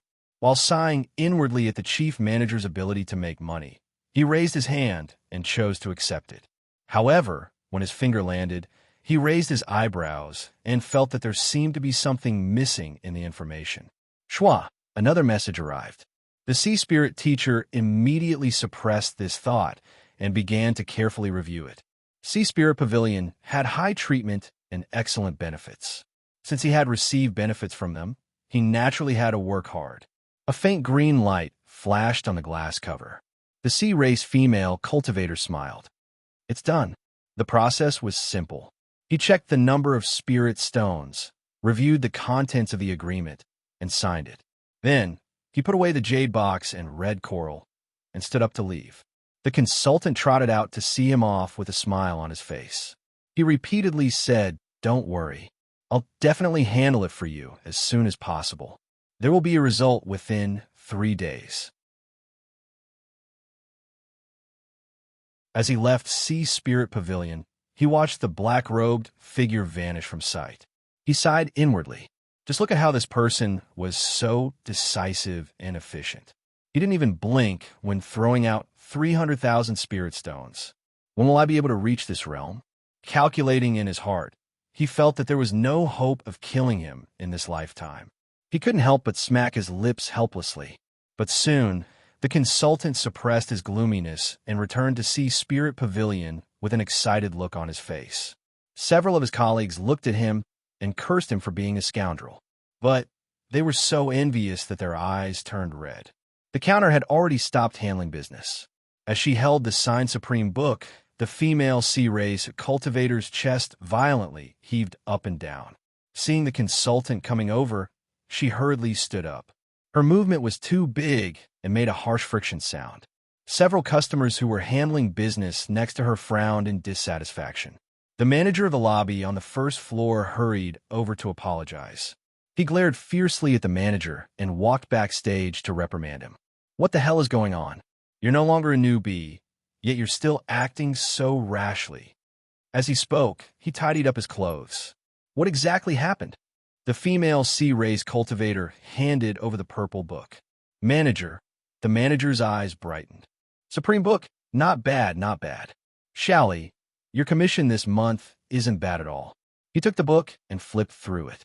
Then his eyes widened. He looked over it again, and his complexion became dignified. "A payment of 300,000 spirit stones for a single red coral?" The consultant hurriedly said, "We didn't dare to make a decision on our own. We passed the message and inspected it." The manager's complexion relaxed. Since it had passed the inspection, that meant there weren't any problems. He smiled and nodded. "That's good. Boy, you have a bright future ahead of you. As long as you work hard, you'll soon be able to climb to my current position." The consultant smiled. "Everything is because of the manager's leadership." The manager smiled in satisfaction. He said a few more words of encouragement and then left with the Supreme Book. This sort of large signed agreement needed a special record to be kept for future reference.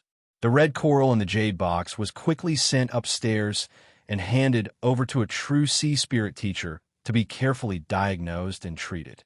No matter what its value was, after Qin Yu signed the Supreme Book and paid 300,000 spirit stones, it had gained such a value.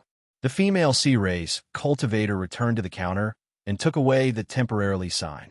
She decided to treat all the guests with the most perfect attitude possible, because a pie could fall on her head at any moment. Thinking of the black-robed figure and the young voice below, the female cultivator rubbed her thighs. She secretly regretted that she didn't have the chance to catch this big goldfish. Otherwise, she was confident that she would only need a single night to have this goldfish fall deep and never come out again. The big goldfish Qin walked down the street. He didn't know that at this time he was being ravaged by some amorous sea race woman in his mind. A light smile hung on his lips. He casually found an inn and stayed there for 3 days. Then he sent the servant away and sat down cross-legged, closing his eyes in meditation. If he was fast, then perhaps he would welcome guests from Sea Spirit Pavilion tomorrow. The jade box caused Grandmaster Goldrune's eyes to brighten. As he opened it and smelled the fragrance of the highest quality nutrient fluid, a dignified expression appeared on his face. There was even a bit of joy in his eyes. After joining Sea Spirit Pavilion for half a year, he had finally used his own strength to prove his worth. This was the first precious spirit plant that Sea Spirit Pavilion had entrusted to him. He had to do his utmost and display his best skill. He took several deep breaths and calmed his mind. Then he completely opened the jade box. But in the next moment, his complexion darkened and blue veins popped up on his forehead. Where was the basic trust between people? What happened to the precious spirit plant? He clenched his teeth and picked up the introduction jade slip. Inside was the detailed information about the sea spirit. The first thing that entered his eyes was red coral, ordinary. This caused his heart to break, and he immediately cursed inwardly. Where did this bastard come from? He used such a precious jade box, such precious nutrient fluid, and even signed the Supreme Book in such a perverted manner for an ordinary red coral. And most importantly, he had cheated his own enthusiasm and incomparably enthusiastic attitude towards work. After throwing down the jade box, Grandmaster Goldrun paced back and forth in his workroom. It was only then that he suppressed the anger in his heart. He stood in front of the workbench once more.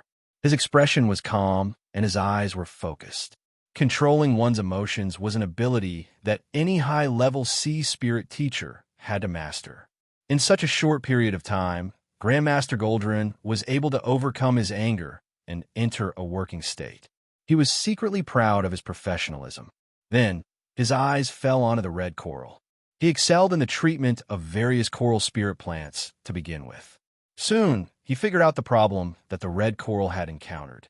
Excessive nutrients led to poor absorption and too little light.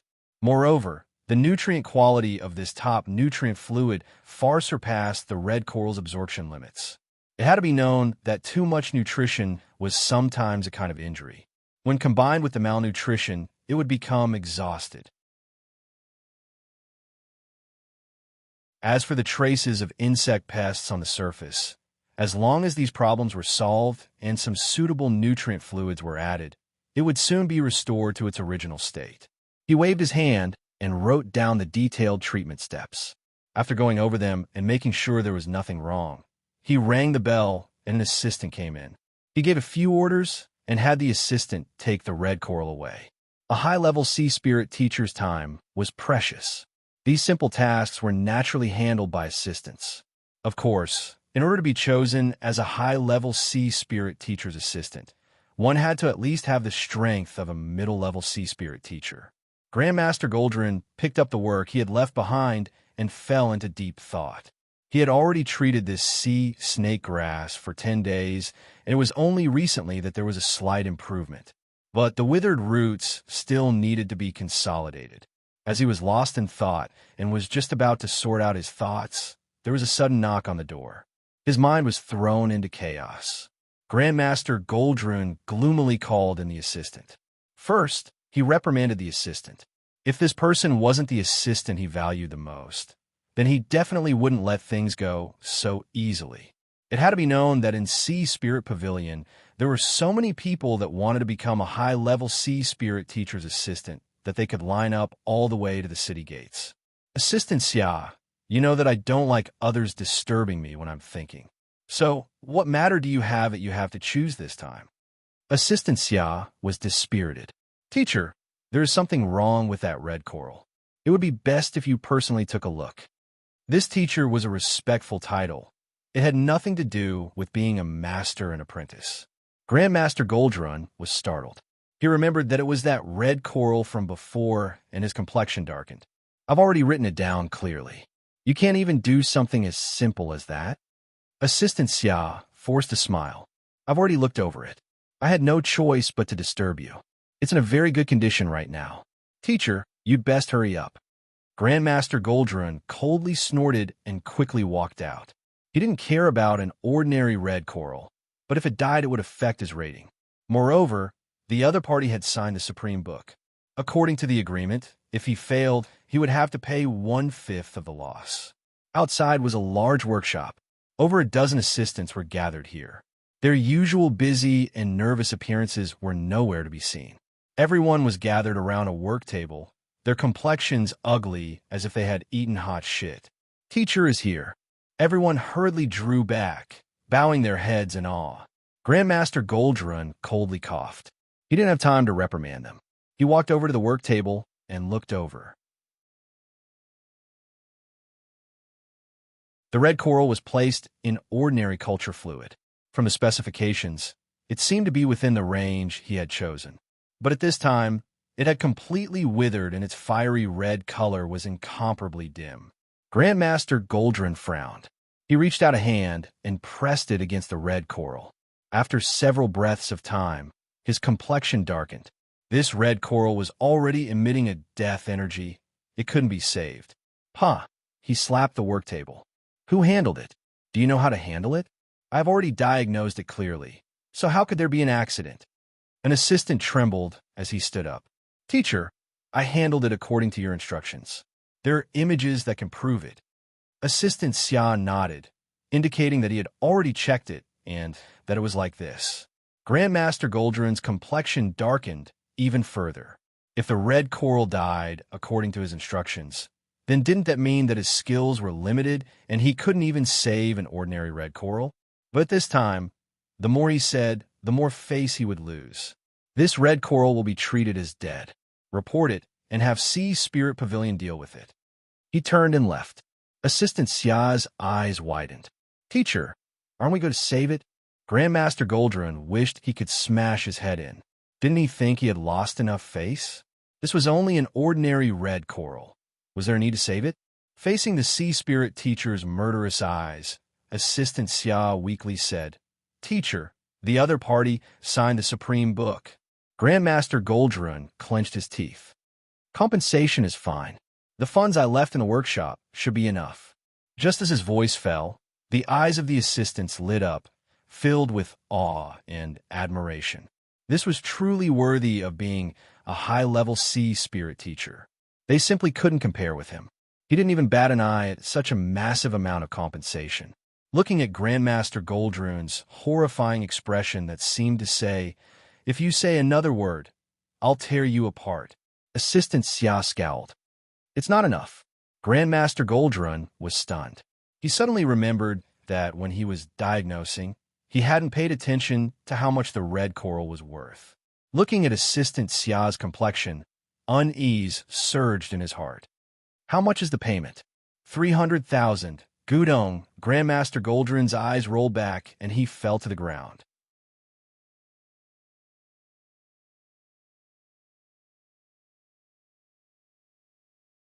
Chapter 130.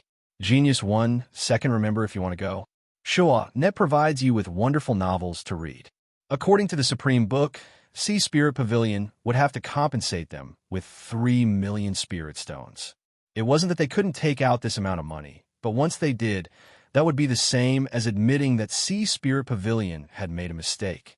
Blue Sky Tower and Earthfault Spire had long been wary of Sea Spirit Pavilion's recent developments, and they were constantly making small moves in the dark. They wouldn't let go of such a good opportunity and would surely publicly attack Sea Spirit Pavilion's reputation. This sort of invisible loss was the most terrifying of all. The chief manager's surname was Wu, but no one knew his exact name. His normally warm face was gloomy and gloomy. He had the qualifications to guard the capital city branch division, and in the overall system of Sea Spirit Pavilion, he naturally had an extremely high status. But the higher he stood, the greater the storm. Who knew how many people were staring at him, waiting for him to make a mistake and add insult to injury? The Supreme Book had been proposed by Chief Manager Wu. After obtaining the approval of headquarters, the branch division in the capital city had been the first to implement it. Over the past several months, the feedback had been excellent. Creating profits was one thing, but what was more important was that this concept surpassed the scope of Blue Sky Tower and Earthfault Spire, allowing Sea Spirit Pavilion to obtain an even higher reputation. The headquarters had already begun considering promoting it to all the major cities in the sea region. If this went smoothly, Steward Wu's reputation would soar, and his position would be impregnable. But at this critical moment, the Supreme Book actually made such a huge mistake. It was already very cultured of him to be able to suppress his anger and sit here. Could it be that someone deliberately set a trap for us? A branch manager frowned and asked. Obviously, everyone had considered this before. Hearing this, they looked forward. As the second in command of the branch, she was in charge of investigating this matter from start to finish. Her name was Clearwood, and her background was very mysterious. At the very least, several of the management members of the Sea Folk didn't know her exact background. However, After being in the Capital City Branch Division for over a year, Clearwood had gained everyone's approval with her outstanding abilities and methods. I have personally interrogated the few people involved in this matter. The customer did not take the initiative to mention the Supreme Handbook. It was the teller who introduced it out of consideration for the commission, and the customer chose to pay. Because the payment fee was too high, the teller confirmed it with the ninth floor, but because she was too nervous, she forgot to mark the amount. The ninth floor re-examined the sea spirit teacher and didn't notice anything wrong. Finally, the signature was completed. Clearwood's voice was cold, just like her face. In addition, I've already sent out 5 high-level sea spirit teachers to jointly diagnose that red coral and determine that no one has done anything to it. Under normal circumstances, its lifespan would dry up and die. In the highest quality culture fluid, it relied on its powerful effects to barely survive. As for the other symptoms, they're only signs of weakness. When sea spirit teacher Kasev made the diagnosis, he didn't discover that changing the low-level culture fluid caused the red coral to die. Closing the book in her hand, she looked around at everyone and lightly said, "In summary, I believe this matter should be a coincidence, and it was completely caused by the negligence of the staff." Love, go small, say, netku. Everyone looked at each other in dismay. Originally, most of them were filled with conspiracy theories, but in the end, they discovered that it was all their own doing. Although he didn't want to believe it, the truth was right in front of him. If he pretended not to see it, he wouldn't be so thick-skinned. Moreover, once this matter was exposed, the reputation that Sea Spirit Pavilion had built up over the years would be completely ruined. Chief Manager Wu could see this more clearly than anyone else. He said in a low voice, "Manager Xueqing has already clearly investigated this matter. This matter is the fault of my Capital City branch. There is no need to discuss it further." He paused. Everyone could feel the heaviness in his words. The key now is how to solve it in the smallest way possible. There was an awkward silence. Everyone knew that Chief Manager Wu was in a critical period of time. This matter could be big or small. If someone used it as a pretext, it would be good enough if they could keep their status at the Capital City Branch Division. It would be impossible for them to take another step forward. It was because this matter was too important that no one dared to casually speak up. The consequences would be far too severe. Chief Manager Wu frowned. He began to call out names. "Chief Manager Shun, you've always been wise and resourceful. Speak." Chief Manager Shun groaned inwardly, but he remained calm on the surface. He pushed up the tortoiseshell glasses on his nose and said, "My apologies, I have a bit of a need to pee." Chief Manager Wu remained expressionless. "Go." Chief Manager Shun stood up and nodded. He pushed open the door and left. He looked around. Everyone lowered their heads. Chief Manager Wu sighed inwardly. He knew that there was nothing they could do. Of course, even if there was, they might not be willing to say it. The several management members had complex backgrounds and represented different interest groups. Perhaps they were all hoping that he would suffer some misfortune. If we want to control the effects of this matter, the key lies with the guest. As long as he is willing to keep the peace, there is room to deal with this matter. A cold voice entered Chief Manager Wu's ears. Surprise flashed in his eyes. He never thought that the one to suggest this would be Clearwood. Once something happened to him, Clearwood was the most likely candidate to take over the position of Chief Manager. Chief Manager Wu had always dreaded her, but he never thought she would have such a broad mind. For a time, he sighed inwardly. As long as there wasn't a knife stabbing out from behind, Chief Manager Wu had some confidence he could pass this hurdle. His spirits rose. "Chief Manager Clearwood, what do you mean?" Clearwood lightly said, "I have already sent people to investigate. I have also obtained surveillance footage of the capital city streets. If he isn't deliberately hiding, we should be able to find traces of him." The several management members who had their heads bowed like ostriches felt their hearts shake. They had no idea what this mysterious Clearwood was thinking. She actually let go of such a good opportunity and even took the initiative to help calm things down. Could it be that there was some hidden secret that they didn't know about? Thinking of this, several people felt a chill run down their spines. They didn't dare to use any of the small tricks they had planned. What nonsense! Once the first and second leaders joined forces, anyone who jumped out would simply be seeking death. Chief Manager Wu's heart immediately calmed down. He sent her a grateful look and nodded. Chief Manager Clearwood's words have enlightened me. Since that's the case, let's wait here for news. Besides General Manager Shun, no one else could leave, so no one could secretly play any tricks. As they sensed Chief Manager Wu's icy gaze, they all sat up straight and still, sighing inwardly. It seemed this trial wouldn't be too difficult for him. They couldn't help but feel annoyed.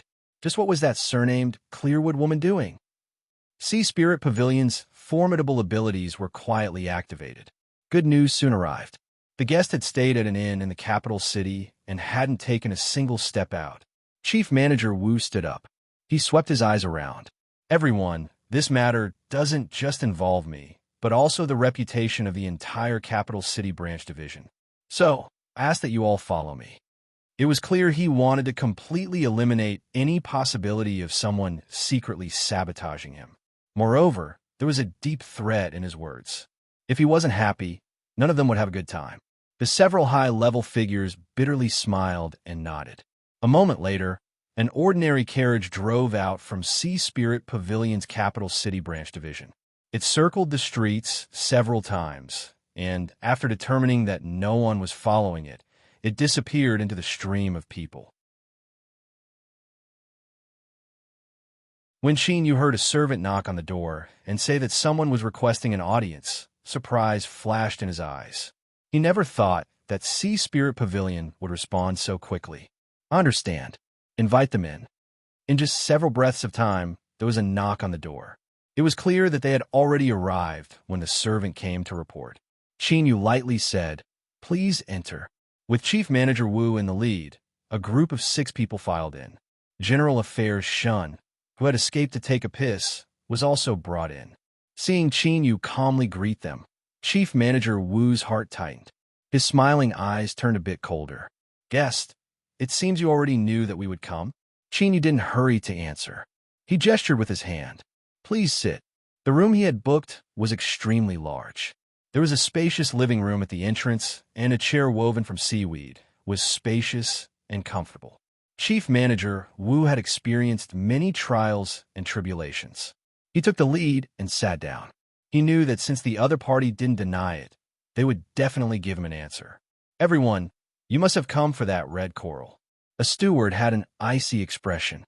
"If so, are you admitting that you deliberately planned all of this?" Chief Manager Wu lifted a hand. He lightly said, "Just what do you plan on doing?" The voice beneath the black robe was calm. "Did you bring that red coral?" Clearwood flipped her hand and took out a jade box. Her indifferent eyes fell on his face. Yu lifted his hand, and the jade box fell in front of him. Chief Manager Wu's eyes widened.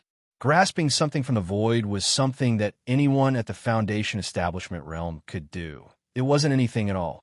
But what was difficult was that from beginning to end, there wasn't even the slightest bit of aura being emitted.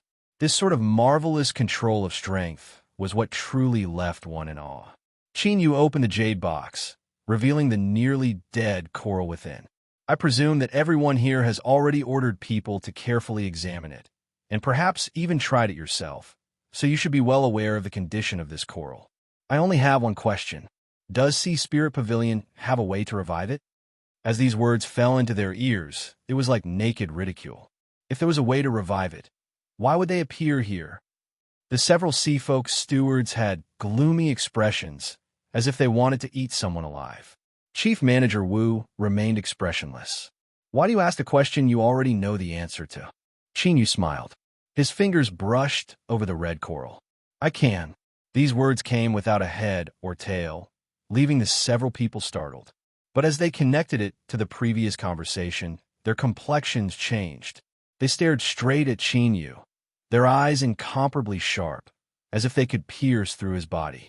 Chief Manager Wu sucked in a breath. "Just what do you mean?" Yu stood up. He gestured with his hand. "Tomorrow at this time, I ask that everyone come again." It It won't be too late to speak at that time. Clearwood suddenly said, "All right, then we will disturb you again tomorrow." Chief Manager Wu had a thoughtful look. He looked deeply at her. "If so, then I won't bother you any longer." They boarded a carriage in the inn's inner courtyard. After driving for a long time, a steward sneered, "Everyone, do you really believe that this person can revive that red coral?" Chief Manager Shun shook his head. "I personally saw it. It is indeed a natural exhaustion of vitality. Unless there is a heaven-defying treasure that can prolong it, the coral will die."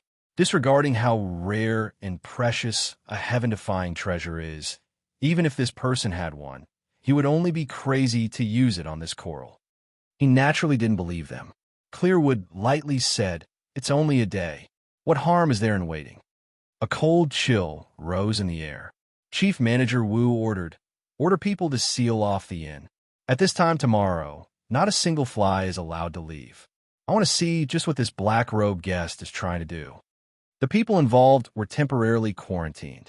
In addition to the timely handling of the matter, news of the Supreme Book's accident was sealed off and didn't spread out. Everything was calm, as usual. But this tranquility was suddenly broken when the coral turned from blue to red. Blue Sky Tower and Earthfall Spire held a joint press conference, directly stating that Sea Spirit Pavilion had made a mistake in the Supreme Book and that they were trying to cover up the truth. They had already placed the guests involved under house arrest, and they even said that they had obtained key evidence. As Chief Manager Wu looked at the images transmitted from the scene and saw the solemn expressions of his two enemies, he smashed his beloved teapot to the ground. You're tuning in to the Warrior Lore YouTube channel. Don't forget to subscribe and join us on this journey to catch the most captivating stories.